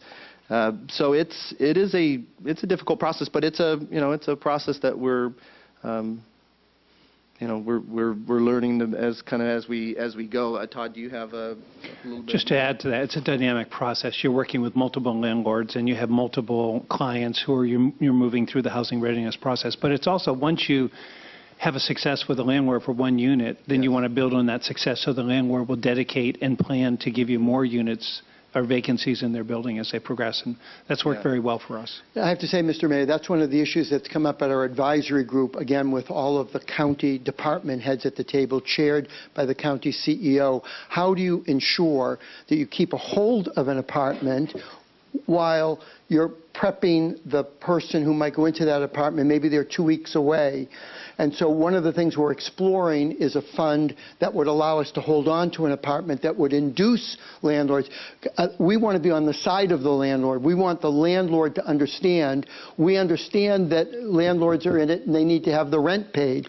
So what we're doing is we're developing a fund to preserve those apartments so they don't go away, so that if it's not a complete match, that this person's just ready just when this apartment becomes available. The apartment might become available. Jeff's team is doing a good job of identifying. We want to hold on to any apartment that he identifies. So one of the things that we're thinking about under the leadership of the county CEO and Dina Fuentes, who heads up the community development, and of course the housing authority is involved as well, is to ensure any apartment we find, we hold for a homeless person. These are scattered site, and services are delivered on a scattered site basis. So it's not a person's put in housing and just left there. Services are delivered, very stable tenancies. You might want to talk, maybe Todd, you could talk about just Step Up in general, what the retention rate is for these very disabled people. And then Jeff, you could talk about how you've sustained tenancies here in San Bernardino. So for Step Up, once someone moves into housing, our team, we've gone out 5, 6, 7 times a day in the initial period just to check on that person. So it's a very intense follow-up to make sure they're doing okay, because it is a huge transition. And it's a very individualized, so we may keep that up as long as needed, and it will begin to trail off as people stabilize in housing. But our team is ready to go there. It's a 24-hour program, by the way, and ready to go there as many times as needed to help that person through that process. Yeah. One of the best ways to get other units from a landlord is to have a success. So we've had landlords, some are really strict and others are wide open. We've had landlords tell us, just send us whoever and we'll house them. And we've had landlords that we have, but that's a relation that we've built. We've built over a year and a half, 2 years maybe, and had really good success. And we've had property owners that have just say send them to us. So I'm going to ask a quick question of Kim, who's still here. So Kim, of the 37 households that you've placed in permanent housing by Step Up, how many have lost their housing? No one yet. So the good news is, of course, we just started housing in January, but I can tell you I've been doing this work for 10 or 12 years, and we've consistently run with a very similar population, about an 87% retention rate at 2 years, which is better than normal low-income housing. So very confident when the services are matched with the housing that you do wind up in a very stable environment. So we actually measured step up this retention rate after 12 months from the date someone's in housing, and 90% retention rate among the most chronically homeless individuals. Councilman Valdivia. Thank you, Mayor. I want to certainly welcome the County of San Bernardino. We have long been waiting for this workshop. We're very, very grateful to the county and our partners at the county level. We'll certainly extend a deep and warm welcome to you. We're grateful for the resources and certainly the level of professionalism that you provide our city. We understand that the city of San Bernardino faces this chronic condition of homelessness. On the flip side, I do want to provide a perspective for the business owners along our community. I certainly represent the Hospitality Lane District. My district is the top sales tax producer in the city. Of the top 25 sales tax producers in the city of San Bernardino, I've identified 17 of those in my district. So I certainly have and house and cater to a lot of business in our city, and it's what I dub as the breadbasket of the city of San Bernardino. Without San Bernardino's 3rd Ward or Hospitality Lane, we all certainly should go bye-bye.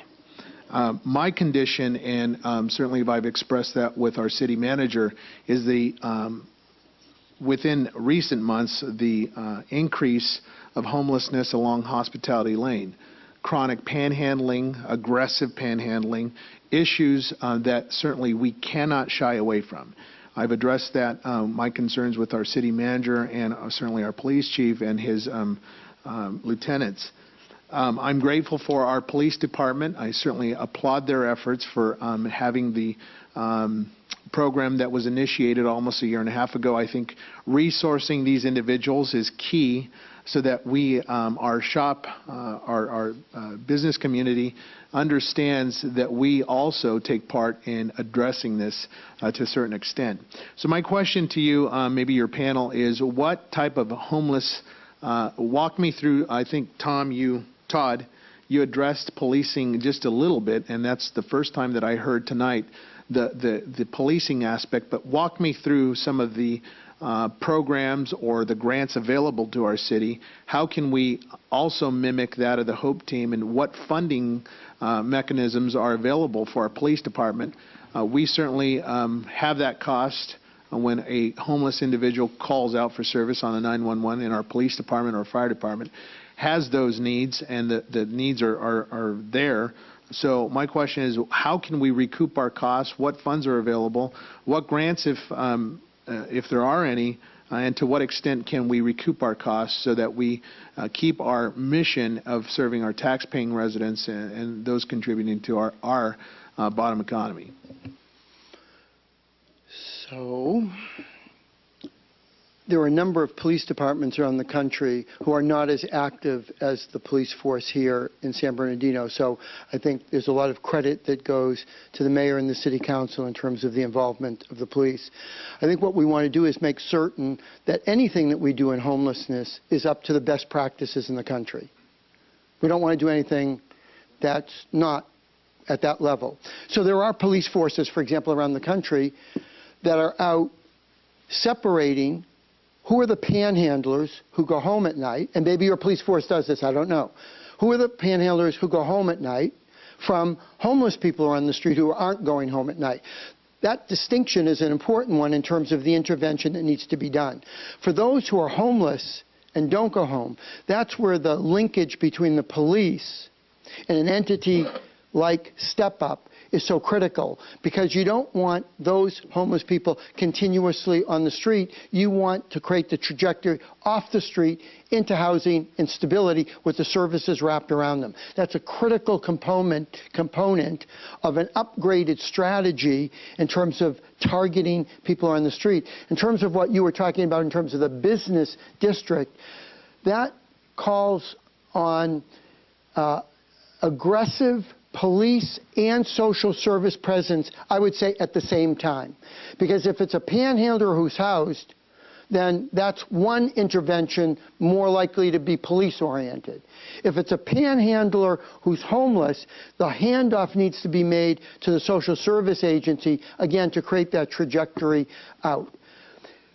What I do know from other police forces is they either target money specifically in terms of bringing in a social service response, or there's an investment made by the community to bring in a professional intervention entity that can partner with the police to get the job done. That's exactly what the county has brought in to this county, is Step Up, who has a long history of working with police departments.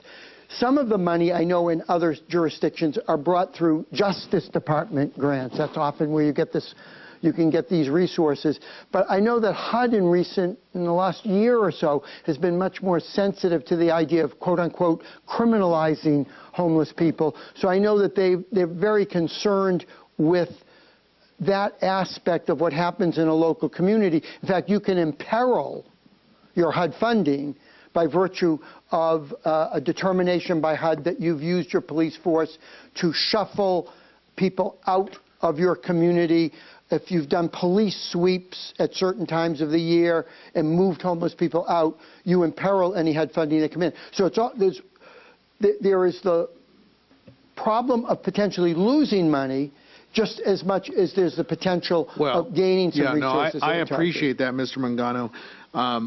That won't scare me or deter me from my commitment to the taxpaying community of this city and the business community, where we have the cry and the plea from our taxpayers, and those individuals who try to maintain a shop, try to have a flourishing business in our community, and yet are plagued by the homelessness. So I appreciate that.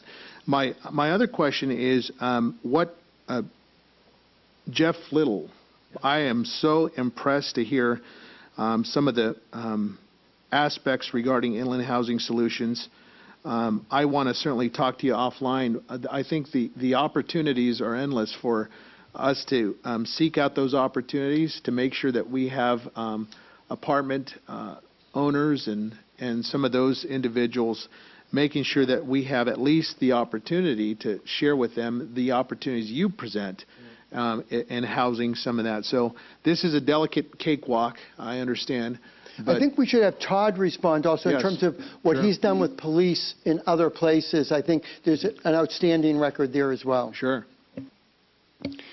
Yeah, it's an issue I'm very familiar with. So we've partnered, and I would add in that partnership, it's the business association, whether it's a BID or a group of business owners. So we've worked with the 3rd Street Promenade in Santa Monica, the Hollywood BID, where the BID was a very active participant in the coordinating of services, because Philip's right, you want to distinguish what is that homeless population.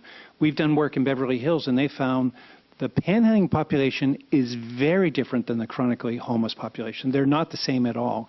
And that's usually the case. These are two different groups of people. And so what you want to do is really enforcement and compliance and everyone working together on the panhandling population, and the supportive services and housing, which is supported by the BID and the police department on the compliance side. Because if we can partner with the police, who are not supporting, they're the enforcement side that helps induce somebody to go into housing, then that's a very good equation. And even in Santa Monica, we saw the city passed an ordinance, because in the 3rd Street Promenade area, it was such a problem years ago. City passed an ordinance that made it illegal to sleep in a doorway between certain hours of the night.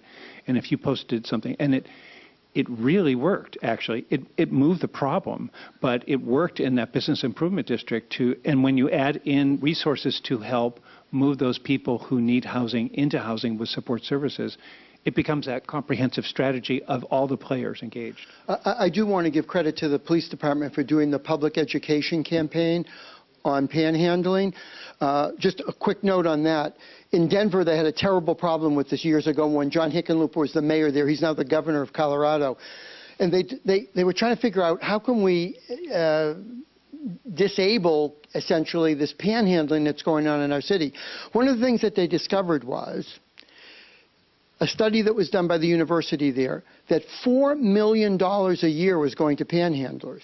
And of course, what any business person understands is, if there's a $4 million market, that market is going to be filled with people to have part of that market. So part of the campaign that they did was to help educate the public that there's not one shred of data or evidence, not one shred of research that shows that randomly giving money to a homeless person improves their life. Not one shred of it. There's volumes that indicate that giving money to programs that assist homeless people, especially any of these programs right here, does in fact have a positive impact on people. So they waged a public relations campaign similar to what the police did here, which I commend. They now have, I think the police, or this public campaign would have even a stronger voice in terms of saying, we've got solutions, you should be giving money to solutions. They'll help that person that you want to spontaneously give to.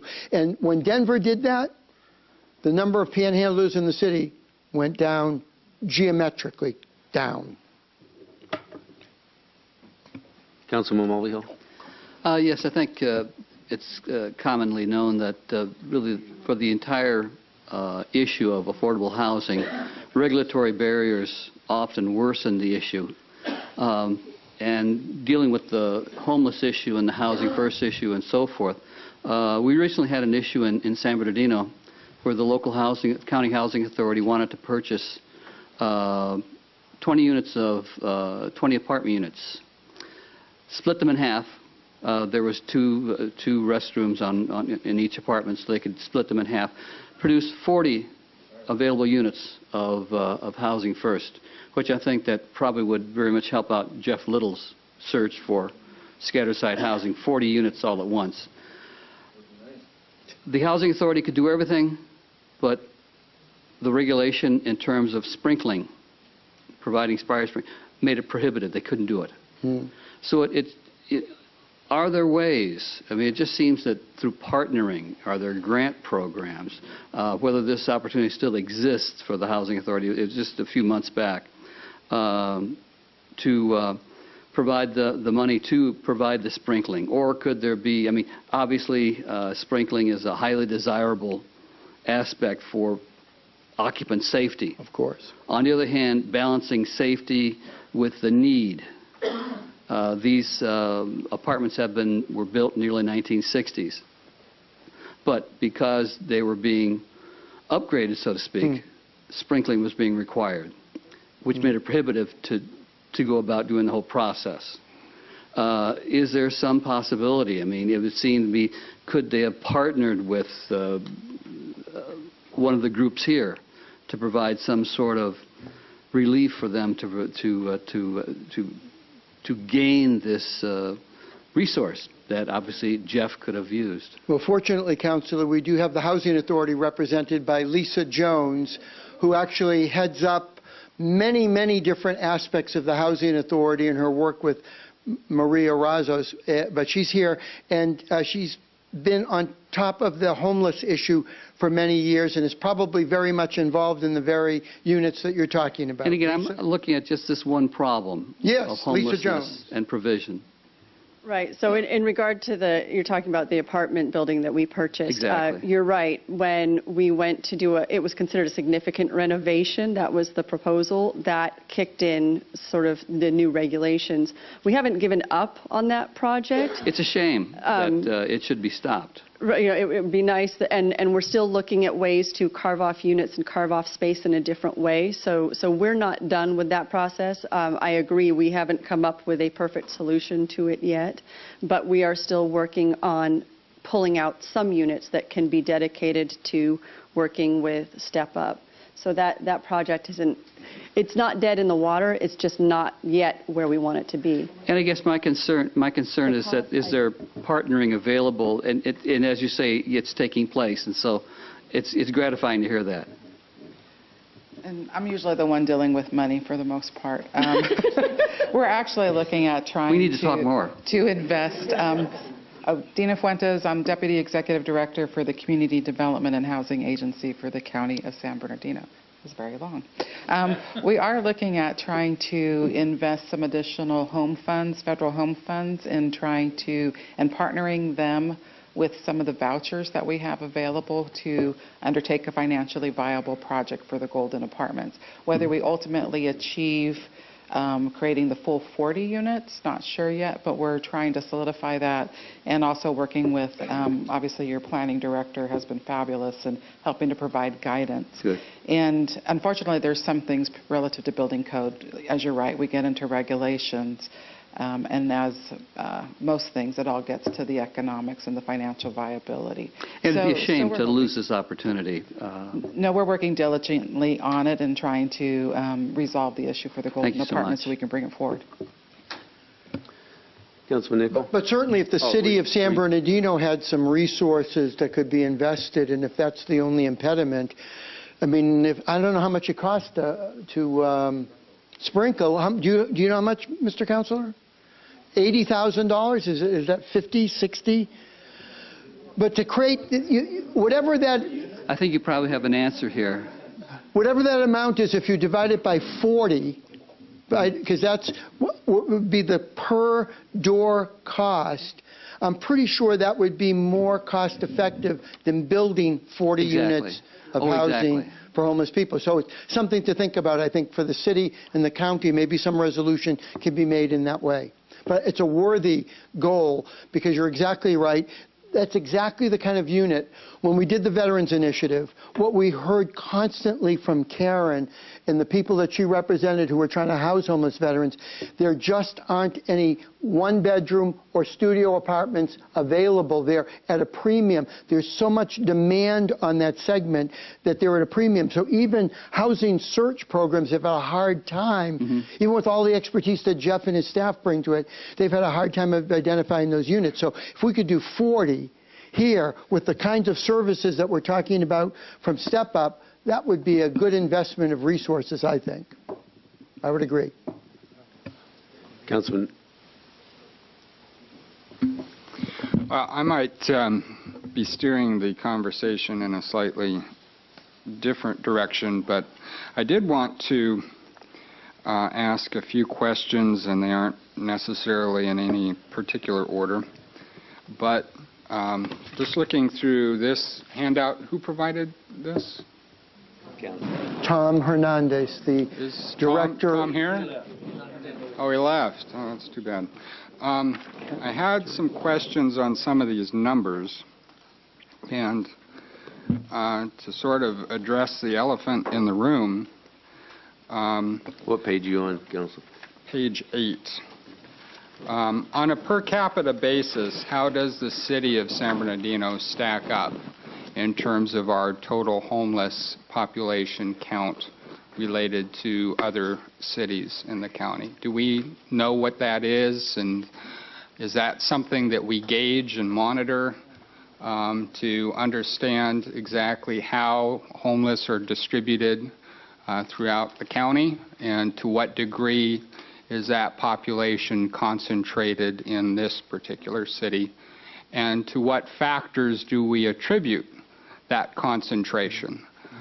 So that's sort of a litany of questions that perhaps maybe you can help me better understand, but I do see some trade-offs here between I understand the need to do what we have to do to comply with HUD and ensure that we can access those funds that are needed to properly house and address this population. On the other hand, I also see that we have an abnormally high proportion of those individuals in our city. So looking at this strategically in terms of how do we as a city, in partnership with the county, begin to address the fact that we have this disproportionately high concentration of homeless in our city. How do we work with our county partners to address this? I have to believe that being a homeless individual and being concentrated in a city with other homeless individuals doesn't necessarily help you. In fact, it sort of creates a ghetto. And to me, that's not healthy. The idea would be to work with our partners throughout the county to better distribute this population so that they can integrate themselves into stable communities and ultimately find stability in their own lives. So sort of a bunch of questions, but I think my bottom line is, what is it that's attracting the homeless to our city, and what can we do in partnership with the county and other cities throughout this region to address that problem? You know, I think your request for essentially a per capita breakdown, I think that's very helpful. And I will talk to Tom, and we'll get that to you. So we'll look at maybe the 10 largest cities in the county in terms of homeless population, match that on a per capita basis, get that back to you so you can understand if San Bernardino is above or below the median there. In general, though, around the country. Oh. Great. I'll just finish, and then we can go to them if you have them. You've already done the arithmetic on it? Yes. Good man. You a math professor? No. You sure? No, I'm on ICH. So is it disproportionate? Well, just for a question, is it disproportionate in San Bernardino if you have the numbers? Yeah, well, we've identified 6 areas in the county. Yep.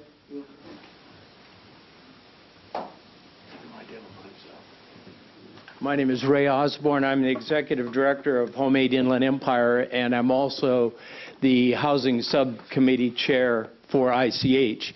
And we've been working over the last couple of years trying to quantify the numbers in the county, particularly as it relates to where we can create more housing. And so utilizing the point-in-time numbers from this year, we identified 6 areas. San Bernardino has the largest concentration, 491. If you put Upland, Ontario, and Fontana together, that kind of geographic area, that's 296. Victorville, Barstow is 207. Redlands by itself, 161, and it's 164, and that was a new number that increased pretty substantially over last year's number. And then if you took Yucca Valley, 29 Palms, and the Morongo Basin, that's 92, and Rialto's 91. Those are the 6 areas that we identified. And I think I just have a couple other quick questions just to wrap up. But I appreciate the presentation today. I'm glad we've got the experts in the room finally, because I think this is what we've been looking for a very long time. So we'll still try to get you the per capita. I know you're I still looking understand. for the per capita. It doesn't need to be here this evening, but it's just something that is raised to me consistently, and I think it's a discussion that is appropriate. Just to respond to your earlier question, in my work across the country, and I worked with probably 1,000 communities across the country during my time in Washington, there was no question the greatest concentration of homeless people was in urban areas. That's the way it is. There's a greater concentration of general population, so obviously a greater concentration of homelessness. And if that urban area had some of the multiple superlatives that you don't want in your community, highest crime rate, highest return of people coming out of prisons and jails, a variety of others, which I won't enumerate, then obviously you tend to have people who are on the most vulnerable side of any vulnerability index, and any kind of tweak either in the economy or in their personal lives throws them into homelessness. So you have a lot of vulnerability in an area. Urban areas tend to have them more than non-urban. The less urban, the less concentration of homelessness. That just is a national phenomenon. But your point about per capita, that is a good question. I think that's a worthy one to include in the work that we're doing.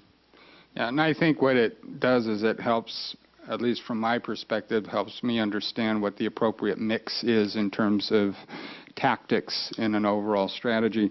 The other issue that I think is important to understand is the relative transiency of this population. In other words, to what degree are they moving around? From what I hear from a lot of law enforcement officials is that they do tend to move. And when there's more or less, to use a term, a sweep in a particular area, those individuals will move perhaps to a neighboring city or a couple cities over. So it isn't necessarily that these individuals are static within any particular city jurisdiction. And I'd just like to get your thoughts in terms of, are there some measures, some metrics that can help me understand the relative transiency of this population, so as we begin assessing these strategies, in other words, vouchers and housing and all these other strategies, to what degree are we going to be consistently addressing this because we have a constant inflow or perhaps an outflow of individuals within this particular city? I think it is important, and I think Step Up is beginning to do this in terms of identifying the city of origin for people that it's placing in housing. I believe that that's happening. And as a result of that, I think we'll get a sense of the people who are engaged by Step Up, which is your primary instrument for engaging people on the streets or in encampments. And we'll ask the HOPE team to do this as well. We'll get a better sense of the people that are being housed in San Bernardino. Are they native to San Bernardino? I think that's an important issue. I do have to say, though, that it's hard to go to any city in our country who doesn't think that a great proportion of the homeless people in their city aren't originally from that city. They come from someplace else. And no matter where you go, everybody has the same opinion. So either they're being dropped down from outer space, or, in fact, homelessness does, unfortunately, engulf the life of people who live in a city for economic reasons, for disability reasons. Every city has its share of poverty. And what we know from national data is a better indicator of a percentage that can be affixed to the general population is actually a percentage of people below the poverty line becoming homeless. That's a percentage that researchers do keep, actually.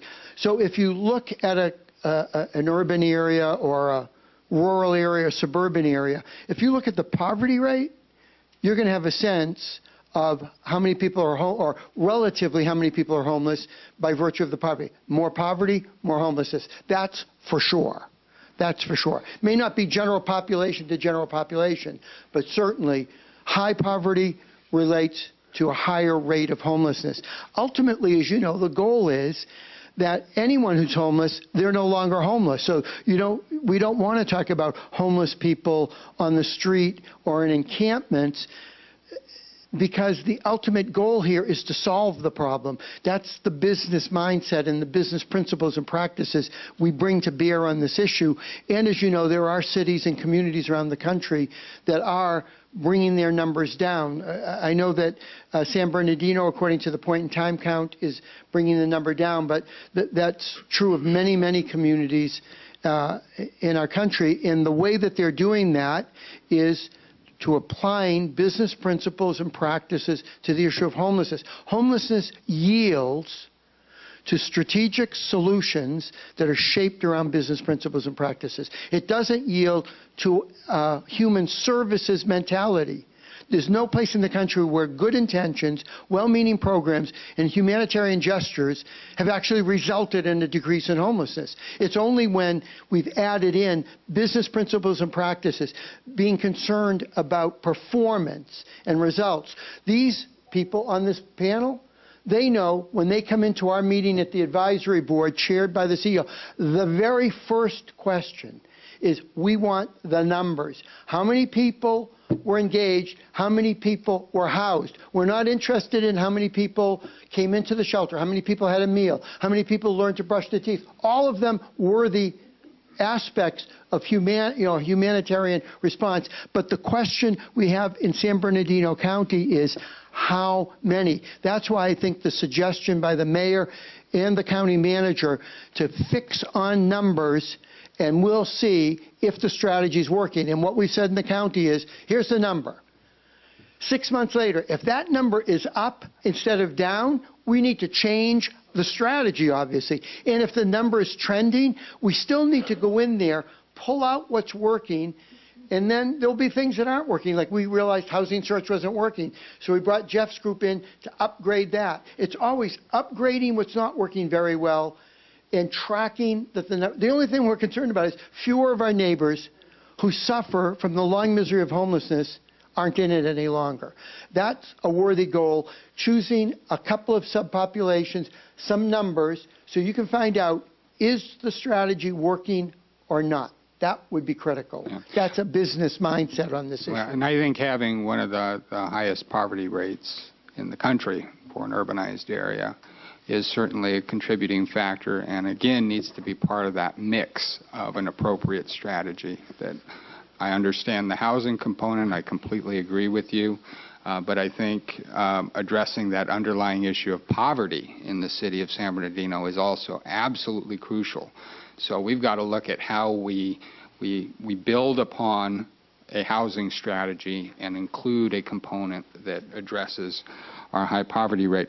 But finally, I just want to touch upon, we've had some discussion on the chronic versus the episodic homeless. And clearly there's a difference between the two.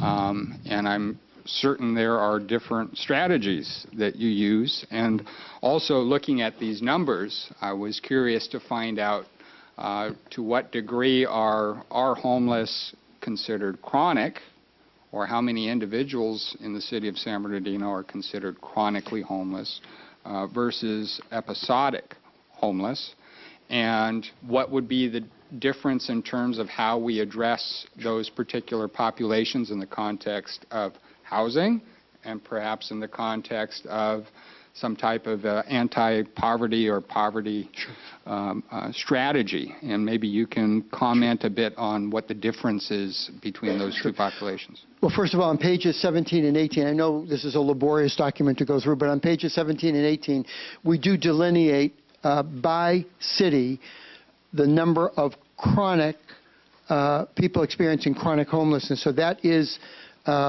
there for you, and you'll see that the grand total in a point-in-time count, which is not over the course of a year, but the course of one night, is 427 total, and of those, as Tom reported earlier, 71 of those people experiencing chronic homelessness reside in San Bernardino.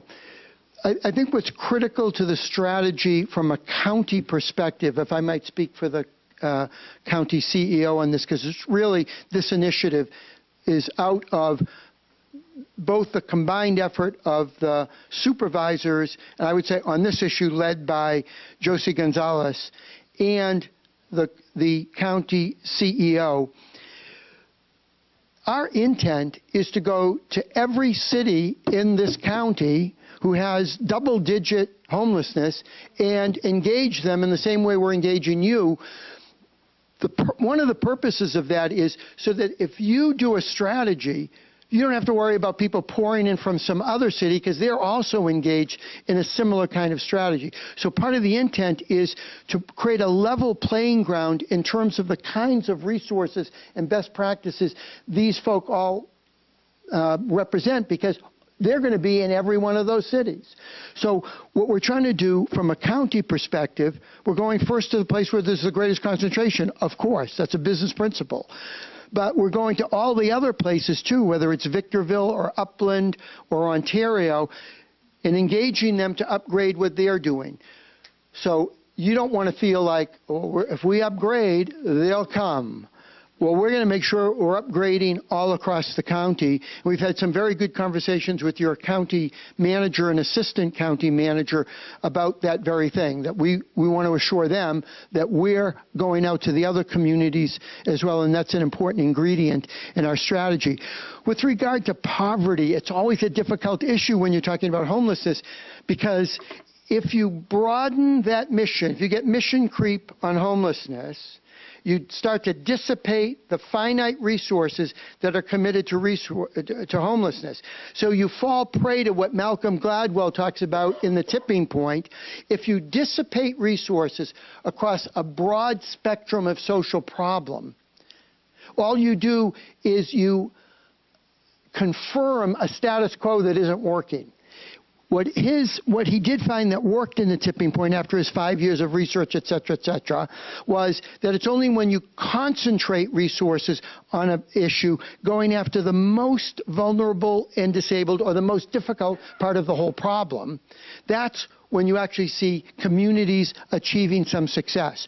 So to the degree that you dissipate attention out of homelessness into poverty, then you have the possibility of dissipating resources, and when you dissipate those resources, you will inadvertently abet the conditions of homelessness, and you'll move away from performance and outcomes to simply a status quo that doesn't get it done. So I would speak for us and for the county strategy, we are laser focused on homelessness as the most extreme form of poverty, with the intent of ending that extreme form. And by getting success there, just as we've done with the Veterans Initiative, creating a tipping point for other subpopulations of homeless people, perhaps in our efforts on homelessness, we'll create a tipping point you can learn in terms of the efforts on poverty. We are about performance and outcomes. That's what needs to be, I think, the sine qua non of all efforts that are related to poverty in this city, county, country. Now, I guess I would just follow up with more of a rhetorical question. Sure. But is the problem in San Bernardino specifically a problem of poverty, or is it a problem of homelessness? So, in other words, is homelessness the product of the fact that we have such a high poverty rate, and does that contribute to the fact that we have such a highly disproportionate number of homeless in the city? Yeah, it's a difficult one, isn't it? Because we know that there are many precipitators into homelessness. So you could be in a very wealthy community, and when domestic violence happens, there might be some cushions for that person. They could go to their sister's house, to their mom's house, et cetera, et cetera. In a poor community where the social capital is a bit frayed, that person might end up just falling into homelessness. If an economy is based on a service economy and the economy starts to go flat, those people are out, then they're at risk of homelessness. So it's not just poverty. Mental illness, as I understand it, is basically on a per capita basis. You can guesstimate the number of people who will be experiencing mental illness based on population size, because it's one in every some number. So there are other factors, but certainly a key indicator of homelessness in a community would be the number of homeless people in that community. And again, Dennis Culhane, the leading researcher on homelessness, also is a researcher on poverty. And in the data that he's produced on homelessness, which has actually changed national policy, when he tends to look at not the general population of a place, but the poverty population of a place, and then indicates, well, if the poverty population is that much, then you'll probably have X number of homeless people based on a certain per capita occurrence. I might just, it is a pretty complicated analysis, because if you take a look, for instance, at Redlands in 2013, their homeless population was at 62. 2017, it went up to 164. 260% increase. Yet in the city of San Bernardino, we went from in 2013 from 908 down to 491.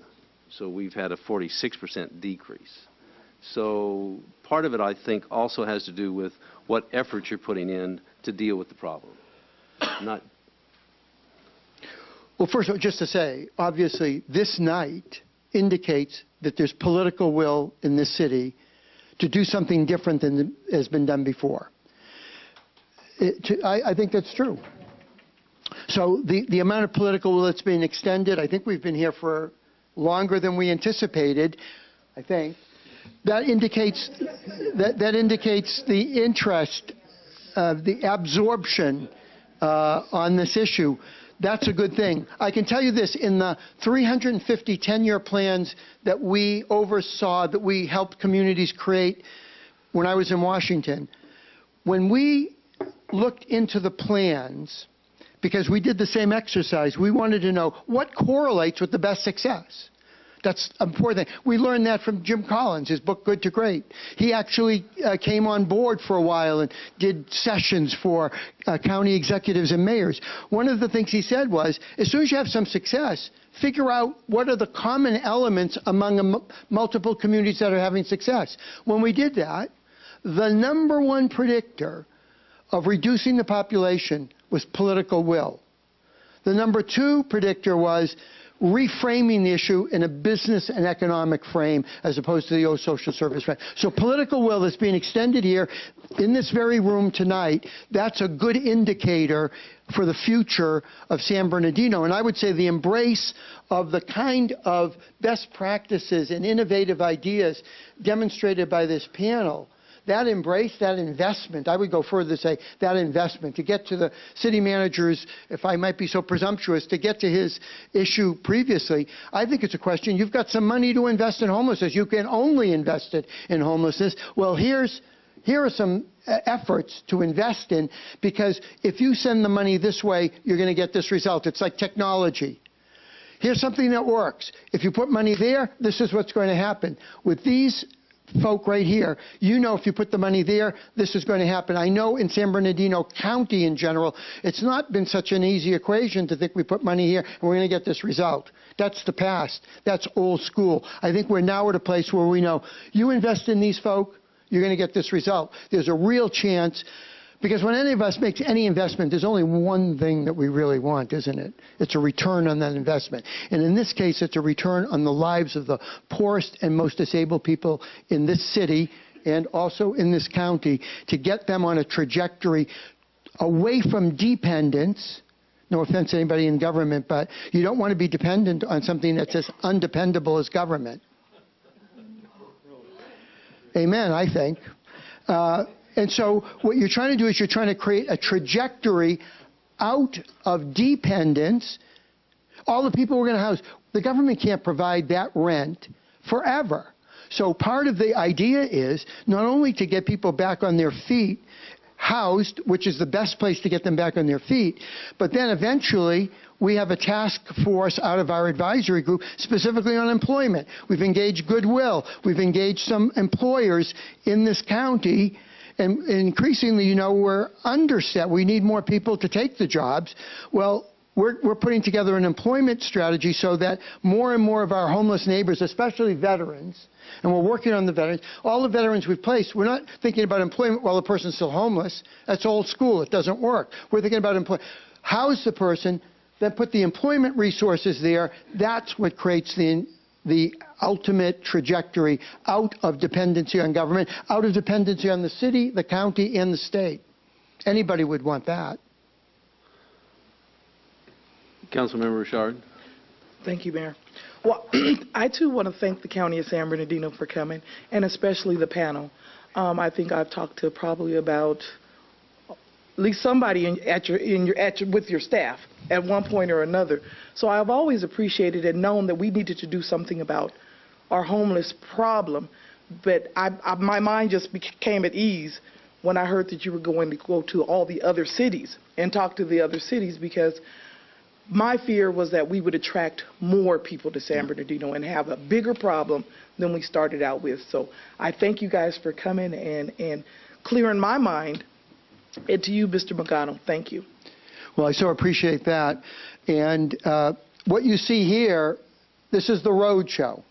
We're going to go city by city and bring innovation and best practices and ask for each of those cities to make a contribution to the solution in their own community. And I think we're starting here. I mean, this is brilliant what's happened here. We'll be able to talk to other cities about what's happened here in San Bernardino. I think the key thing we would leave you with, though, is the county cannot do this alone. We need the cities to step up with us. And that collaboration of cities and counties working together, you know, what we do with you will be a little bit different than what we do with Upland or Victorville or other places. But it's going to be absolutely essential that in all across the county, we have those customized strategies for each community where the county has already stepped up, is already funding all of these people. We need a deeper investment. You want more housing search? You want more engagement on the streets? You want more coordination of what you're doing? You want more veteran services? You want more housing search? Here's the investment to make. Put funds in these hands. I don't get any of it, so I don't care. I can say this. Put funds in these hands, and you're going to get a return on that investment. Your numbers will continue to drop, and you'll need new strategies as the numbers drop. I can assure you of that. All we have to think about is welfare reform. The numbers precipitously went down. 2 out of 3 people were off of welfare, and we thought, we're going to end welfare in our own time. That was the promise. When they hit that final third of people on welfare, nothing that they had done with the first 2/3 worked on the final third. So they had to re-engage, re-look at, and they weren't nimble enough to do that. And as a result, the numbers stayed static, and then it started to go up again. We want to be ahead of that curve. San Bernardino City wants to be ahead of that curve. So maybe you've done some great things that have reduced the number.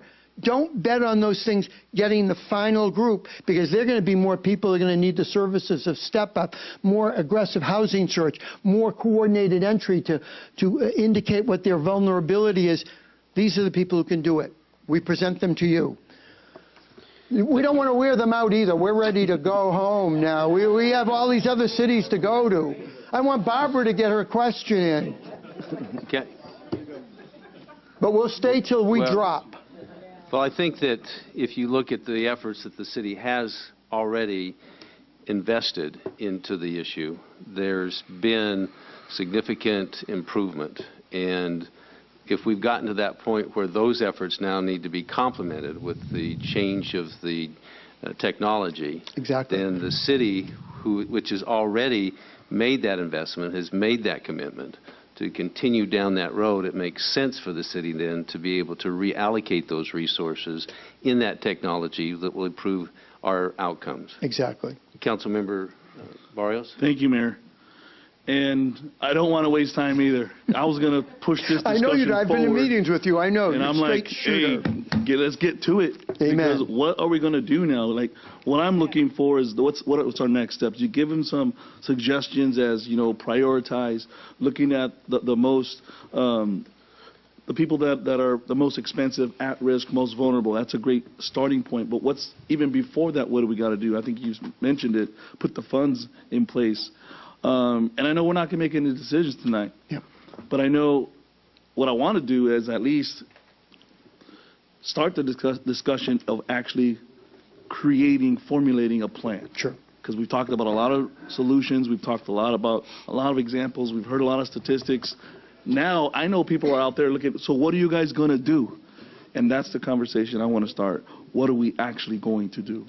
Could I make a suggestion? On homelessness, because there have been so many task forces, so many institutional responses, so many plans, the nomenclature plan on homelessness, people think, another plan? We've had 15 of them. So I would say a change in the nomenclature, which really gets to what you're talking about.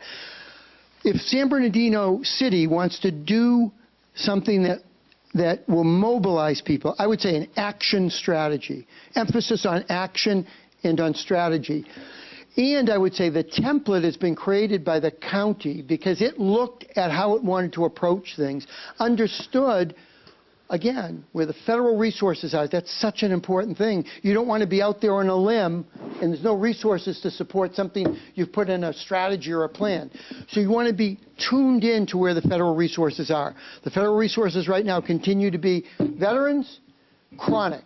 That's why we're folding veterans, youth, chronic youth, and our unaccompanied women into that chronic initiative. So I'd say there's already an action strategy at work in the county. You can adopt that strategy for sure. That action strategy oriented saves you the time of having to go through another planning process, that will make people think, make people more jaded, and really get to the action. The action could be, We are going to resolve the homelessness of 70 chronic homeless people in the next year. We're going to resolve the homelessness of 50 unaccompanied women. We're going to resolve the homelessness of the remaining veterans in our city. That's what we're going to do. Judge us, measure us on that, and then these people will be obligated to produce those results with your investment. You have to invest. Yeah. You have to expand what they do. I will, and if I could, I will, when we bring forward the budget, we'll put in there some suggestions of that sort, just exactly. I don't think we have to create a new plan. I think we need to decide where to invest within the plan that exists, along with the staff resource, whatever we call it, that we want to contract with Step Up to do. And I think those two elements, we're going to have a good action plan. The council will decide which pots to put the money in, but we'll show you what the amount of money is and what the alternatives are for investment, along with that position that gets assigned to San Bernardino that can be our homeless expert within our community. I think we're going to have a real good plan. If I could just add one thing to that. When I was in Washington during the first couple of years I was there, I was eager for a plan because people were begging me for a plan from all over the country. And I learned, I thought, a very wise lesson there. And that was the people I reported to at the White House said, we're not going to have a plan on paper, but our plan will be in the budget. People will know what our plan is when they look at the budget. I think that's a great idea for an action strategy. You're not going to do any more plans. We're going to put it in the budget what we're going to do. We're going to demonstrate our action in the budget document. There's no document that's held more sacrosanct than a budget. So you're actually doing an action strategy, and that action strategy will be reflected in your budget. So I like that idea, and then you all will nuance that, of course, the way you feel is best to do. And I think the idea of subcontracting out some of the things and then taking some of the homeless money you have, investing it in these people, you're going to get the results you're looking for. That's what we did in the county, and we have the results.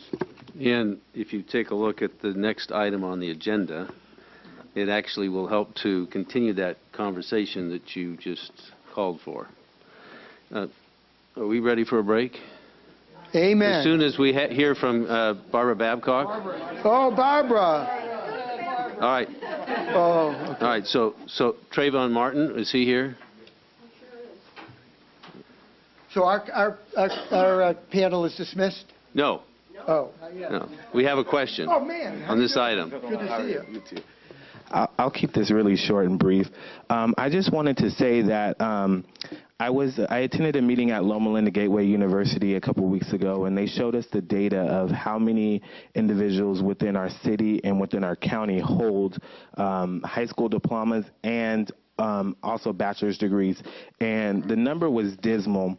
And that also creates a huge issue of homelessness, of incarceration, and a bunch of other issues that our city currently faces. So I would love to see City Council partner with our higher education institutions and also partner with our nonprofit organizations who provide GEDs and other aspects to our city. That way we can cut short the homeless population. As we said, it's not a stagnant number, so it's actually going to keep either going up or decreasing, and I think we need to be very proactive with putting those measures in place. And furthermore, I really love what you said is no more planning. No more planning. We planned enough. Put it in the budget, put your money where your mouth is, and let's get the job done. I said this. I work for San Bernardino City Unified School District as family engagement, and what I want to say is, I've said this before, is there's too much work to be done here. So when we put our hand to the plow, we can't stop. We have to take one step and then another step and then another step. If not us, then who? If not now, then when? So let's get it done. Let's work all together. Thank you. Have a good night. Thank you. I think you'll also recognize that the school district has been doing an excellent job of changing that dynamic. In 2010, the graduation rate was 67%. Last year, it went up to 85%. It was higher than the state, county, and national average. And this year, they expect it to go up again. So our superintendent and the Board of Education has been making significant inroads in changing that trajectory. Okay. I should get 4 minutes, but I'll do it in 2.5. I should do 3 minutes. Thank you. Start the clock now. My name is Barbara Babcock, and I just want to thank you for being here. And I want to say that if we do not concentrate not just on homelessness, but on housing stock, we're going to have the people that put 3 of you up here, they're going to leave the city. The people that did the recall are tired of what's going on. And I talk to those people. You know who I know. And they're tired of it. Some of them are going to be moving out of this city, and some of the people that have businesses here will keep the businesses here. But frankly, we better change some stuff, and we better change it quick. There are people going to be homeless that we don't even know about yet. I'm one of them. 8 years ago, I moved into a house in San Bernardino, and I'm going to have to be moving very soon. I got divorced after 26 years. I was a millionaire. A jerk of a minister in Loma Linda absconded with $13 million from 300 primarily Adventists. Unfortunately, I worked for him because he watched me for 2 years with what I was doing at my church at Azure Hills. We need to come together, and I just want to give a huge, huge shout out to Josie Gonzalez. Do you know how much it costs to get somebody like Phil Mangano? Oh my God, he's expensive. And he's worth it. Wait a minute, I forgot to include that from the city. Well, you know, I knew James Ramos before I knew Josie Gonzalez. But I want to say if it were not for her vision for this city and for the homelessness, this would not be happening. We can't afford to pay people like this to be here. So, Phil, I thank you for being here. We've met a few times. I haven't shut up. I did shut up for a while, but I'm not going to. And some people think that I'll just go away. I spent time, I had 6 transfusions because I couldn't afford to take the medicine that I was needing. There are many people that are getting ready to be homeless. And we need to look at those numbers as well. Phil and I have something in common. We both know the Secretary of HUD. Now, a lot of people don't like my friend, Dr. Ben Carson. But Ben Carson is a good man. I have spent days with him in Nigeria at Babcock University. The only medical school named after him is in Nigeria, and I've gotten to know he and Candy very, very well. I need to know how much time I have because I'm going to use my 3 minutes. Okay, anyway, we've got work to do in this place, and I just want to thank all of you because we need to come together, and we need to stop playing around it. And some of the people on this council did not want to have this homeless thing. They're here to stay. I don't want to be one of their numbers. By the way, Rich Lawhead, when I went to go get my, he's laughing at me. When I went to go get my license back, I found out I still have a warrant for my arrest outstanding, so I'm going to need some help with that. Thanks, bye. Thank you. We will take a 10-minute break.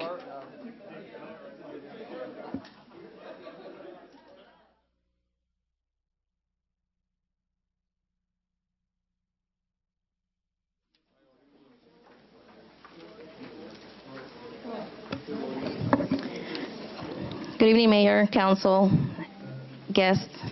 I'm going to be touching up on both items. I have some questions for our first presenters. Jeff, is he still here? Yes. Jeff, I just wanted to ask, maybe you can answer later, but what kind of requirements are you looking for in the housing in the city? And I hope the city council starts negotiating maybe with you. We have a lot of empty, vacant buildings around the city, so maybe there might be some that might be beneficial. Also, or do you want to answer right now? Here, use. Okay. I don't know if they're gonna, if they're timing me though. I have to go quick if they're timing me. Well, yes, we're always looking for units. Currently, some of the most difficult to find are studio or one-bedroom units. But we housed a family a couple weeks ago that needed a 3-bedroom unit, a small home. So Yeah, studios, one-bedrooms, and a lot of our households that are from the city of San Bernardino, a lot of them want to stay. Want to stay here and be good. Okay. That was my question, because I do have a vacant property in my block, and it needs to be taken in. And this is something that we all need to know here. Collaboration. Collaboration is key. As city manager and PD, they left already, and my neighbors have realized if we don't get together, things won't happen. Thank you, city manager. Thank you, Mark Persico. I know I saw him earlier. But they helped us with the vacant property. It was getting squatted, vandalized, and we weren't even sleeping in our block. We were scared for our lives. For the homeless, that's the other issue that we have a lot of squatters. These aren't people that want housing. They don't want to pay rent anywhere. I know one of them gets Social Security benefits, and he takes care of the houses that he squats in. But there's others that will steal the mail from their neighbors. There's others that will literally tag a property, burn inside the property, and we have burnt buildings. There's 2 on D Street, and there's one recent one on G Street, which is where I live. And that's because the squatters are trying to keep warm, or they're trying to barbecue something. Those I would consider, I don't know if you guys would consider them chronic homelessness. So yes, and I don't see Mary's Mercy Center. I know the city just approved for them to do a men's shelter. I wish they were here as well, because that's what's going to help tackle the homeless population. We have people in the city who love working with our homeless population already. They know them, but they will not hire them because they're not professional. We talk about consultants and lawyers constantly coming to the council asking for projects to be approved very last minute at times, but with no solution happening in the city. And with that, we're going into the HUD home funding, which the council allocated to one agency alone. And I'm glad that we're finally having this conversation today. I look forward to looking at the proposal. It was due back in December, but we're finally discussing it here. So when we talk about professionals, look for people who meet their deadlines. Thank you. Thank you. Our next item is item number 2, to review and discuss the city's housing program and strategies, various funding sources, and receive an update on the home. Mark Scott? Yes, this presentation was done initially with the City Council's CDBG committee. Mr. Valdivia and Ms. Richard sat through probably 2 hours worth of presentation. And I'm not sure, did you sit in on part of it? No. And they, at the end of that, very exhaustive review of all 4 of the significant HUD programs on CDBG, Home, NSP, and ESG, ABC, XYZ. And they asked that the presentation be made to City Council. I don't think we're planning on doing 2 hours worth of presentation. I think that's the good news. But it's a very thorough report, and I'm very proud of the work that this group has done in the last several months, really getting our numbers straightened out, our program straightened out, our relationship with HUD is much better than it has been for some time. Ed Flores is the lead consultant, consultant extraordinaire. He's been an official with HUD, regional official with HUD. He's been an official of the state of California. And we're very grateful for the time we've had with him. I think he's moving on before long, so we got to ask all the hard questions now while we've got him. Diane Cotto, I never know anybody's title, but Diane is another high-ranking official in our housing department, and she again has done a great job. And Daisy Hernandez, right? Annie Clark. I'm sorry. Annie Clark. Another high-ranking official, Annie Clark. Daisy Hernandez used to work here. But I'm so sorry, Annie. I'm sorry. It's late. Annie Clark, who has also been helping us on a part-time basis, and she's just done a great job. She knows the numbers like nobody else, even if I can't keep names right. And I appreciate them, and we'll turn it over to them now to make their presentation. Yes, thank you, Mark. Honorable Mayor, City Council members, thank you for giving us an opportunity to give you a quick overview of the housing strategy that you received. I think you have it as part of your agenda that we presented to the CDBG ad hoc committee as well.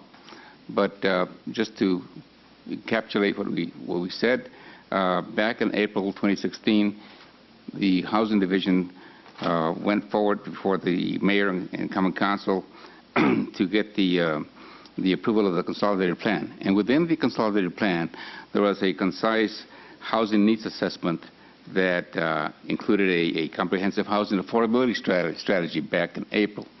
In September 19th, we went forward to the City Council to obtain permission to move forward with the infill housing program.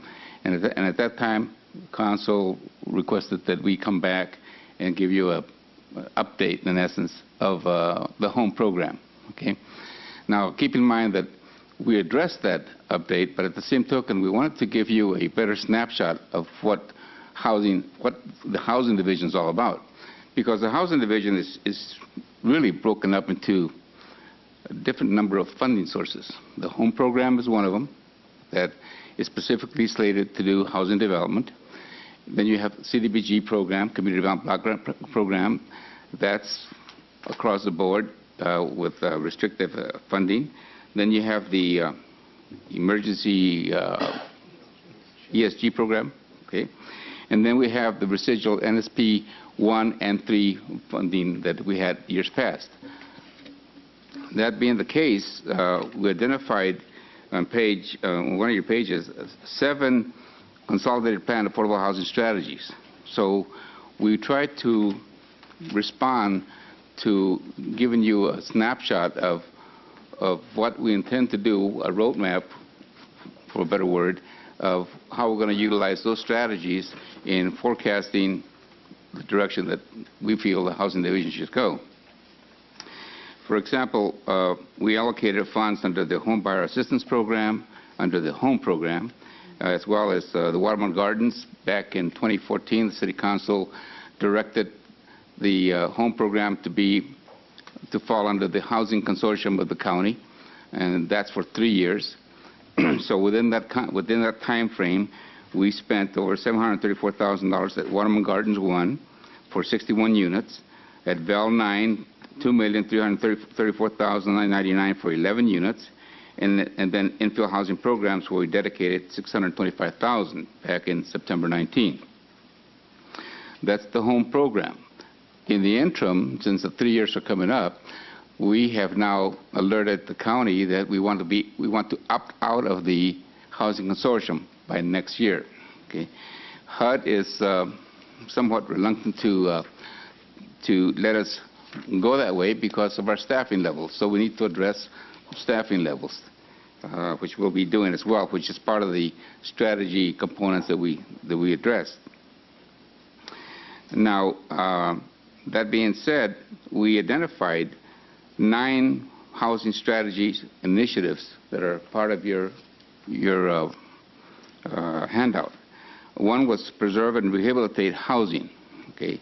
Another one was to improve neighborhood housing conditions, expand home ownership opportunities, provide assistance to rental households, provide new affordable housing construction, streamline permit processing, fair housing choices, identifying impediments to fair housing, the expenditure of funds via administration, which we're talking about staffing levels, and finally, addressing homelessness.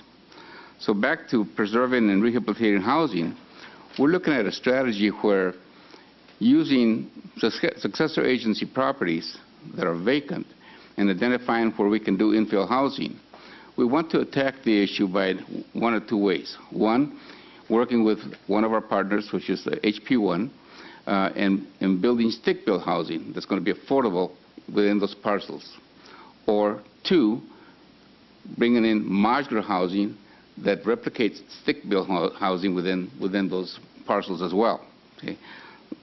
But besides that, we want to attack the entire neighborhood and provide housing rehabilitation programs to those owner-occupied units that are adjacent to the vacant properties, 1.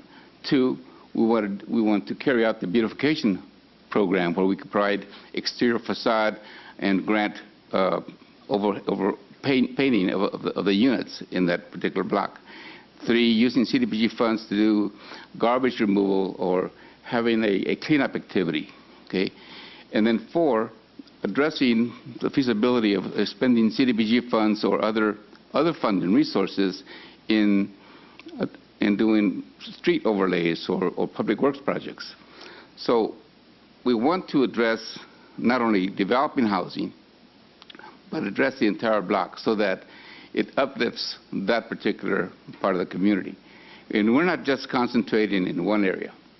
We want to concentrate in the most needed areas that are adjacent to the parcels that we're acquiring through the successor agency. So we want to leverage what we have. The other thing we're doing with respect to the streamlining process, we're talking to building and planning, because we're saying, how can we address a streamlined process in the permit process so that it speeds up our housing development?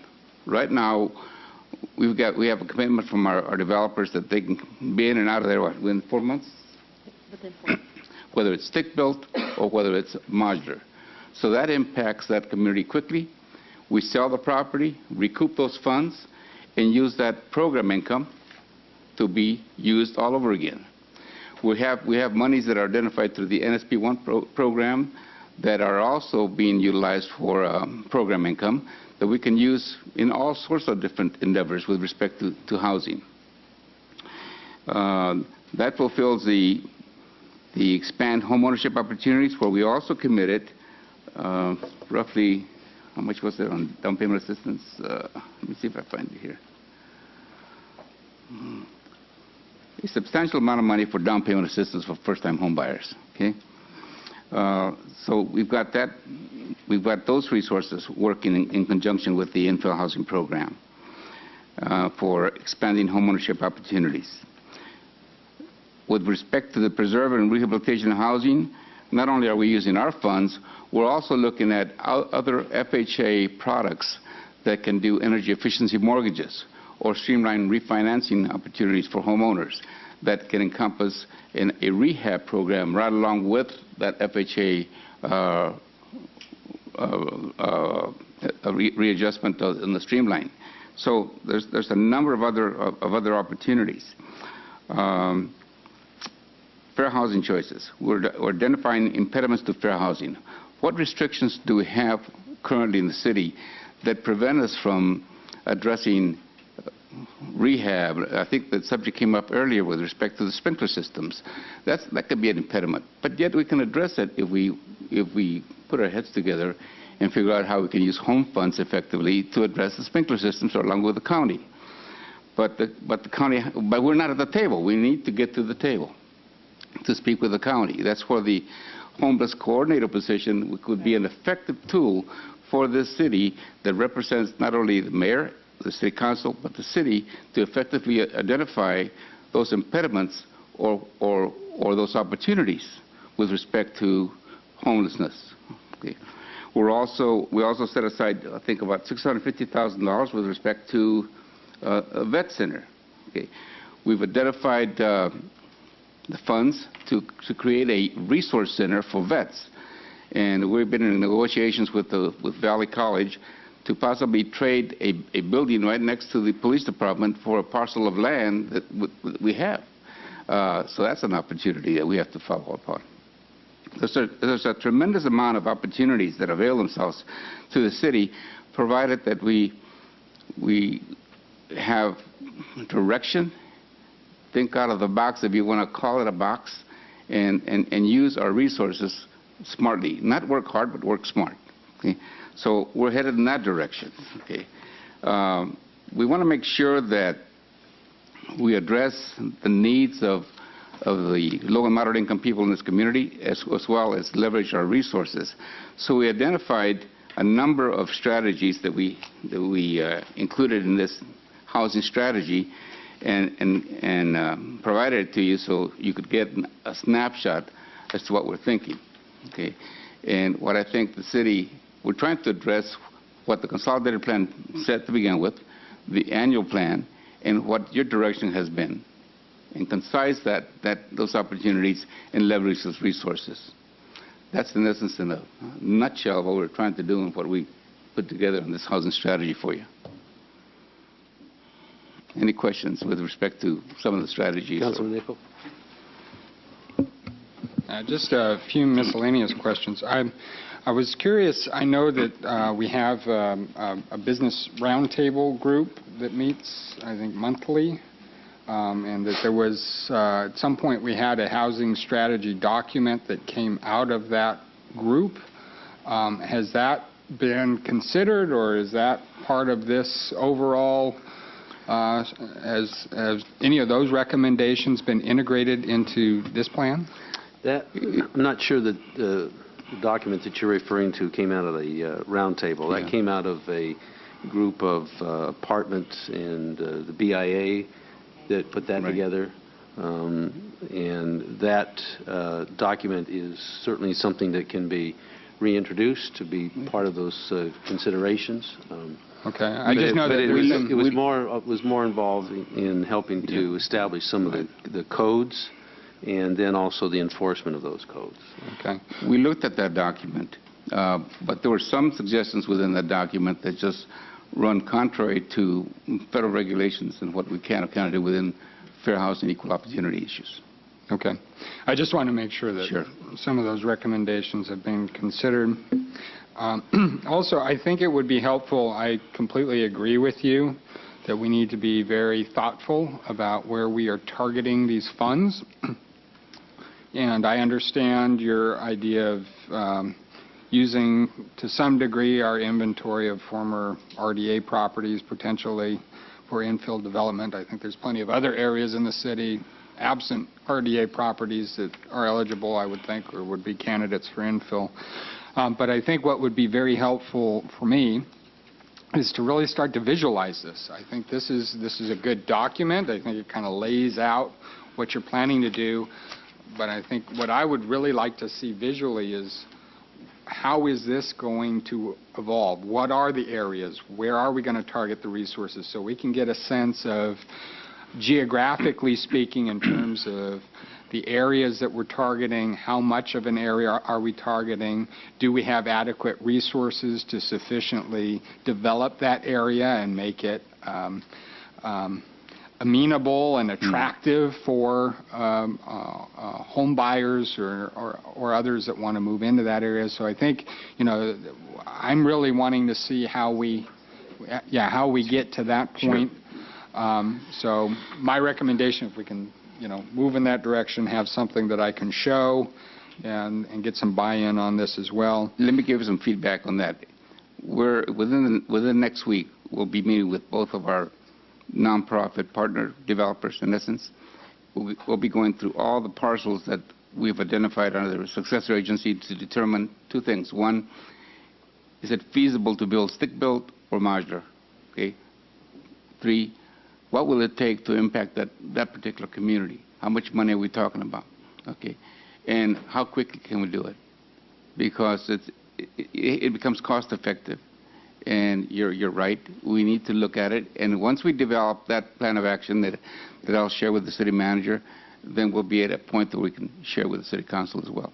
Yeah, and I'll just speak for myself, but my interest is really to move toward more owner-occupied in the city. I think that's got to be a priority for us long-term. Yeah. I would certainly be willing to look at some targeted down payment assistance type programs, perhaps for teachers, public safety, others that we can bring into our community to really begin stabilizing some of these neighborhoods that I think really do need individuals that are vested in this community and are able to sustain and contribute to these neighborhoods.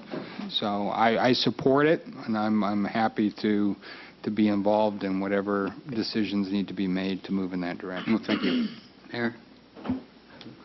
Councilman Mulvihill. Following up on what Councilman Nichol was saying, in terms of the use of CDBG, particularly, you're constrained by the fact that you have to look at incomes less than 80% of the area median, correct? That's right. So that eliminates a lot of the suggestions that you might have had with regard to down payments. And a lot of people don't really understand that there's constraints to it. Yeah.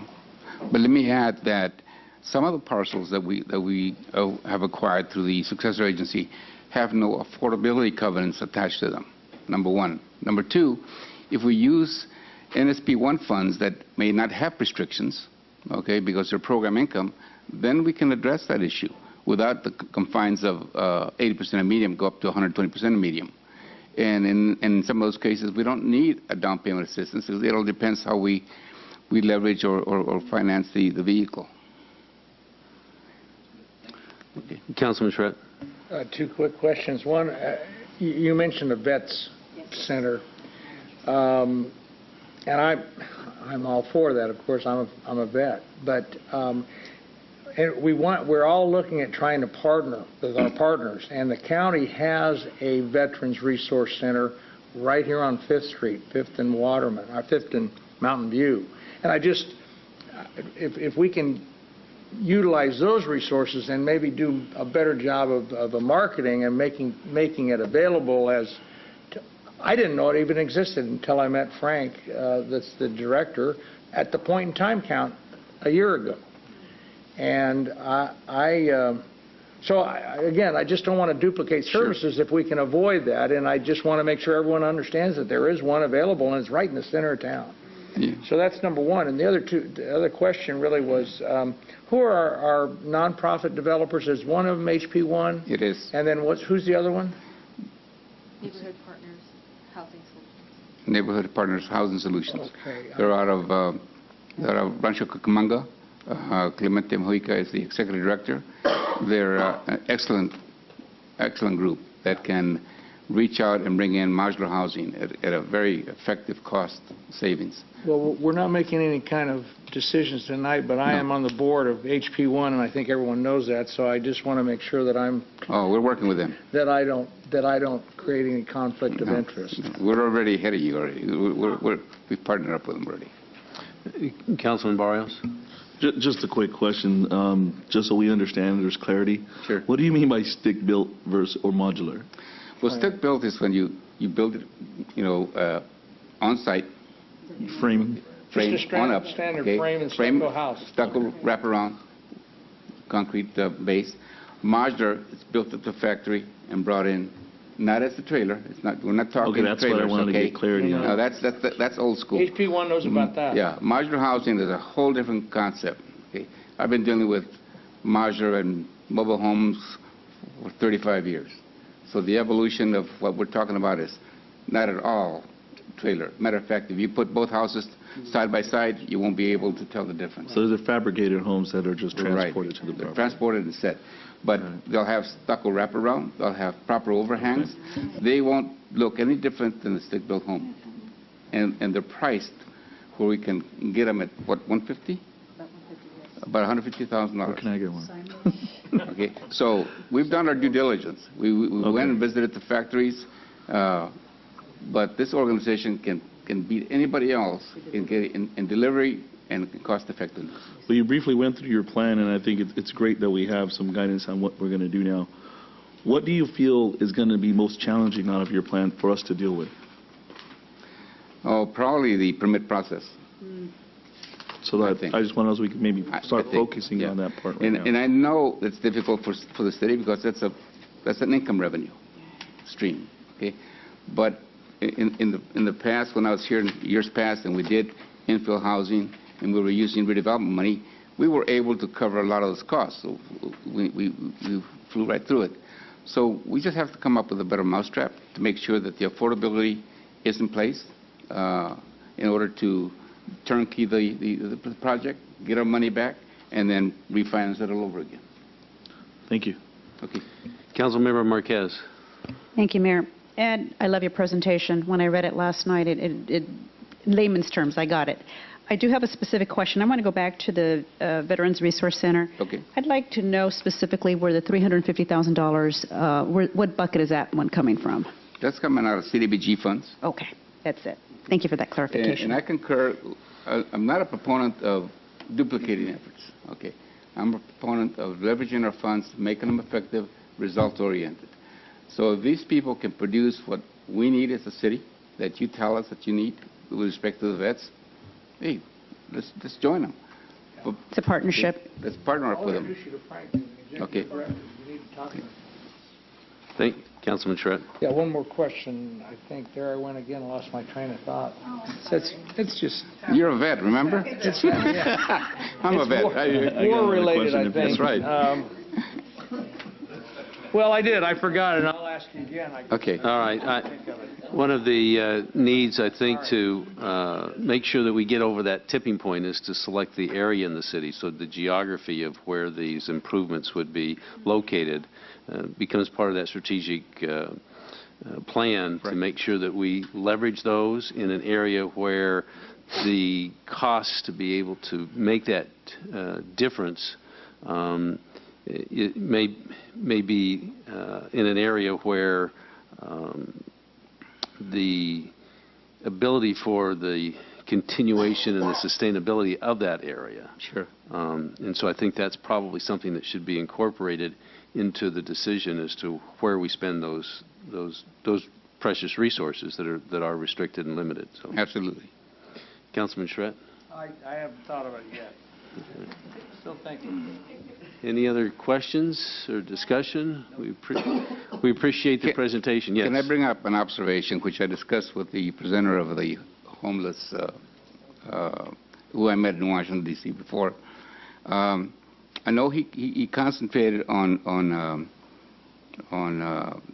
homeless that are chronic homeless. Okay.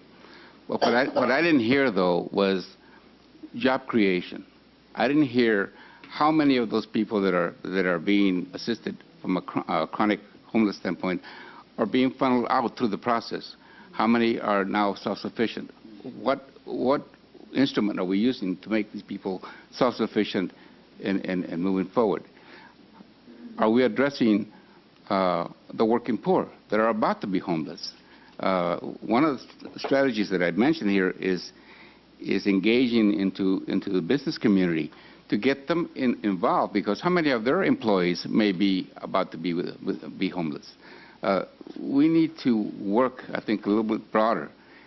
Yes, address the chronic homelessness, but at the same token, look at our resources and leverage them, because one of the things I mentioned to him was that, hey, we put out an RFP, we got no responses from anybody. None of these people responded, nor the county. I said, why not? You're so eager to get the money, how come you didn't respond? He said, absolutely, I agree with you. I said, well, here we are. Okay, so I'm for addressing homelessness, but at the same token, let's be smart about it. Mayor. Councilman Barrios. You spoke about collaboration, and we should be talking. Are we working with any outside entities? For instance, Habitat for Humanity. I have in the past worked with Habitat for Humanity, but keep in mind that Habitat for Humanity relies solely on volunteer basis and contributions. What we're trying to do is effectively get in, get out. 4 months in, get out, have somebody move into a brand new home. We've affected the community. We're off and running for the next neighborhood. Habitat isn't structured to do that. Okay. I've dealt with Habitat before, but they're not structured to do that. Okay, so they wouldn't be a good fit for the plan that we have. They're not a good fit for what we're trying to do. Got it. Thank you. You're welcome. Could I just bring up one more thing that will be a future item? One of the things Mr. Flores has pointed out to me, we as a city for a long time have done loans both in the now successor agency, the EDA, and in the housing programs. We've got literally hundreds of loans. Do you know roughly how many? Are we talking thousands? millions of dollars, and I mean, I didn't bring the sheet with me, but I mean, it's thousands of I them. mean, Okay. the reason I bring it up isn't to do anything tonight, but we want to bring forward to you some of these loans, for whatever reason, were done as 40-year loans. Many of them were done as 40-year loans. And that's unusual. Most cities would do like a 10-year loan, and if you make your payments, there would be a certain amount of forgiveness.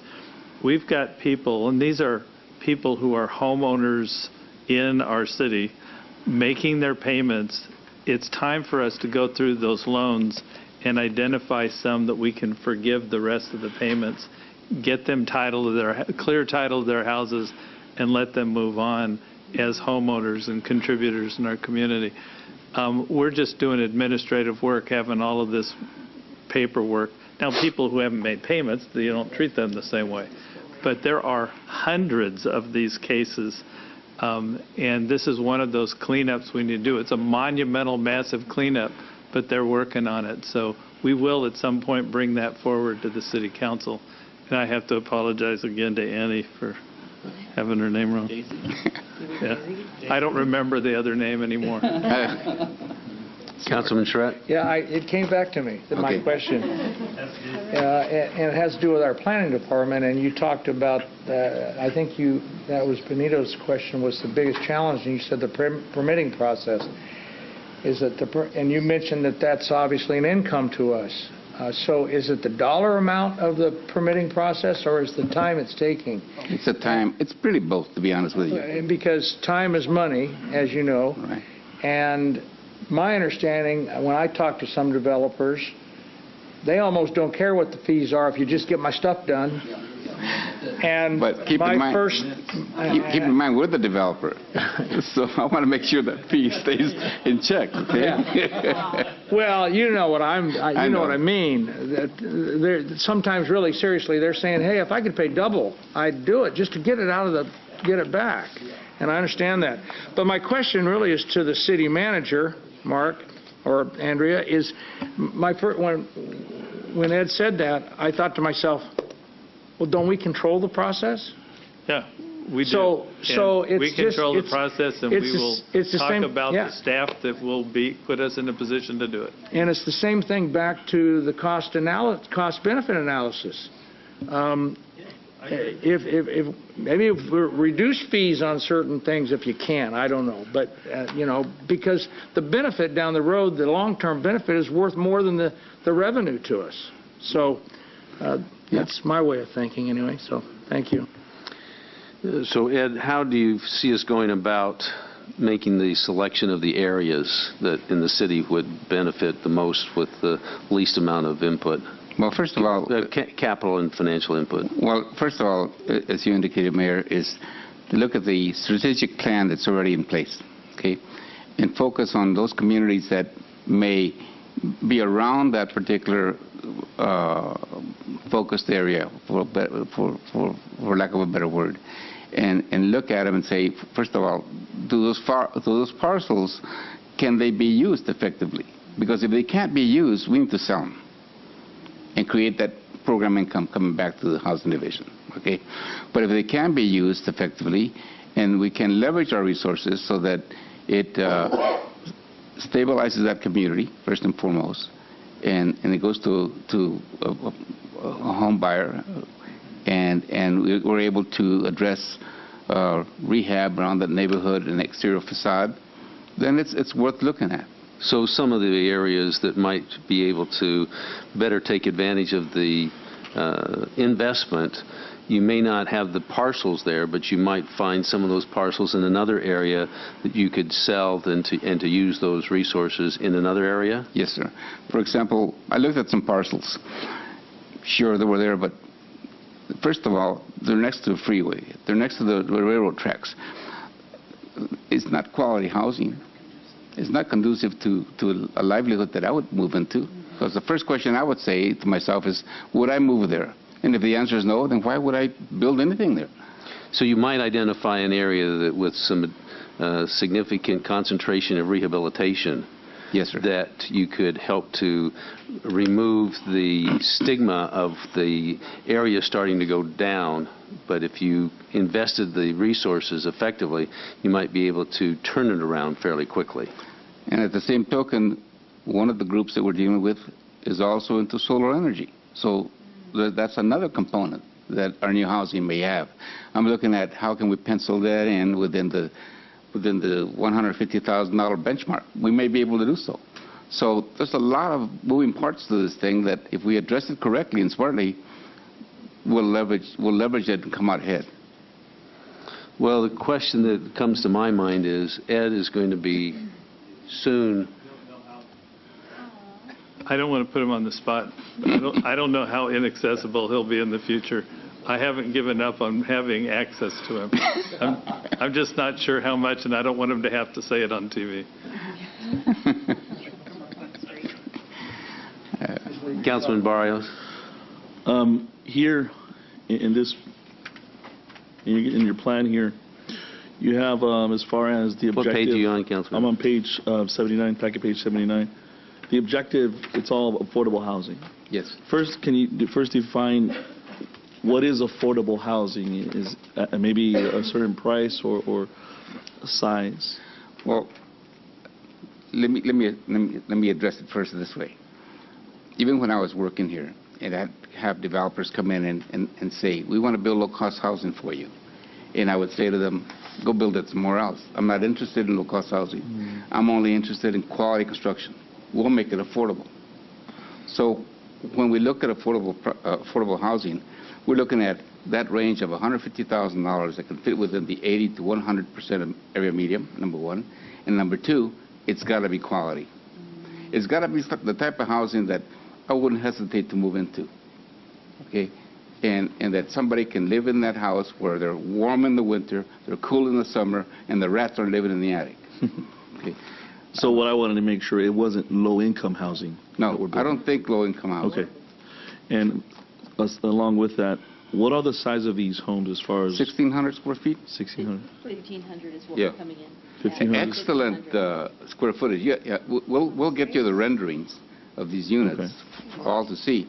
And I was amazed at what we can put out with that pricing. And 3-bedroom, 2-bath. I'm glad you guys are involving solar, using today's technology.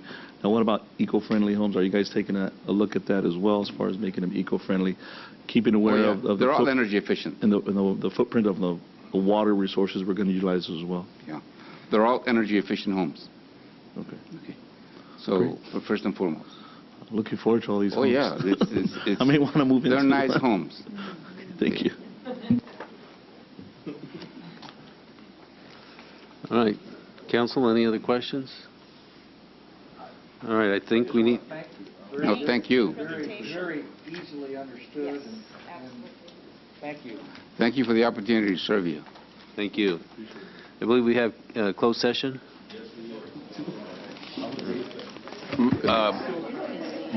We have a closed session, Mayor. It should go very quickly, or the expectation is that it will go quickly. Can we hold We'll it? also have to have a quorum back here afterward, just so I can make a very brief report. Can we excuse the public and then have closed session here? Well, yes, we can, as long as we're in a secluded room. And turn off the mic. Where we can maintain confidentiality. All right. That's the... Well, thank you. We appreciate the public's attendance.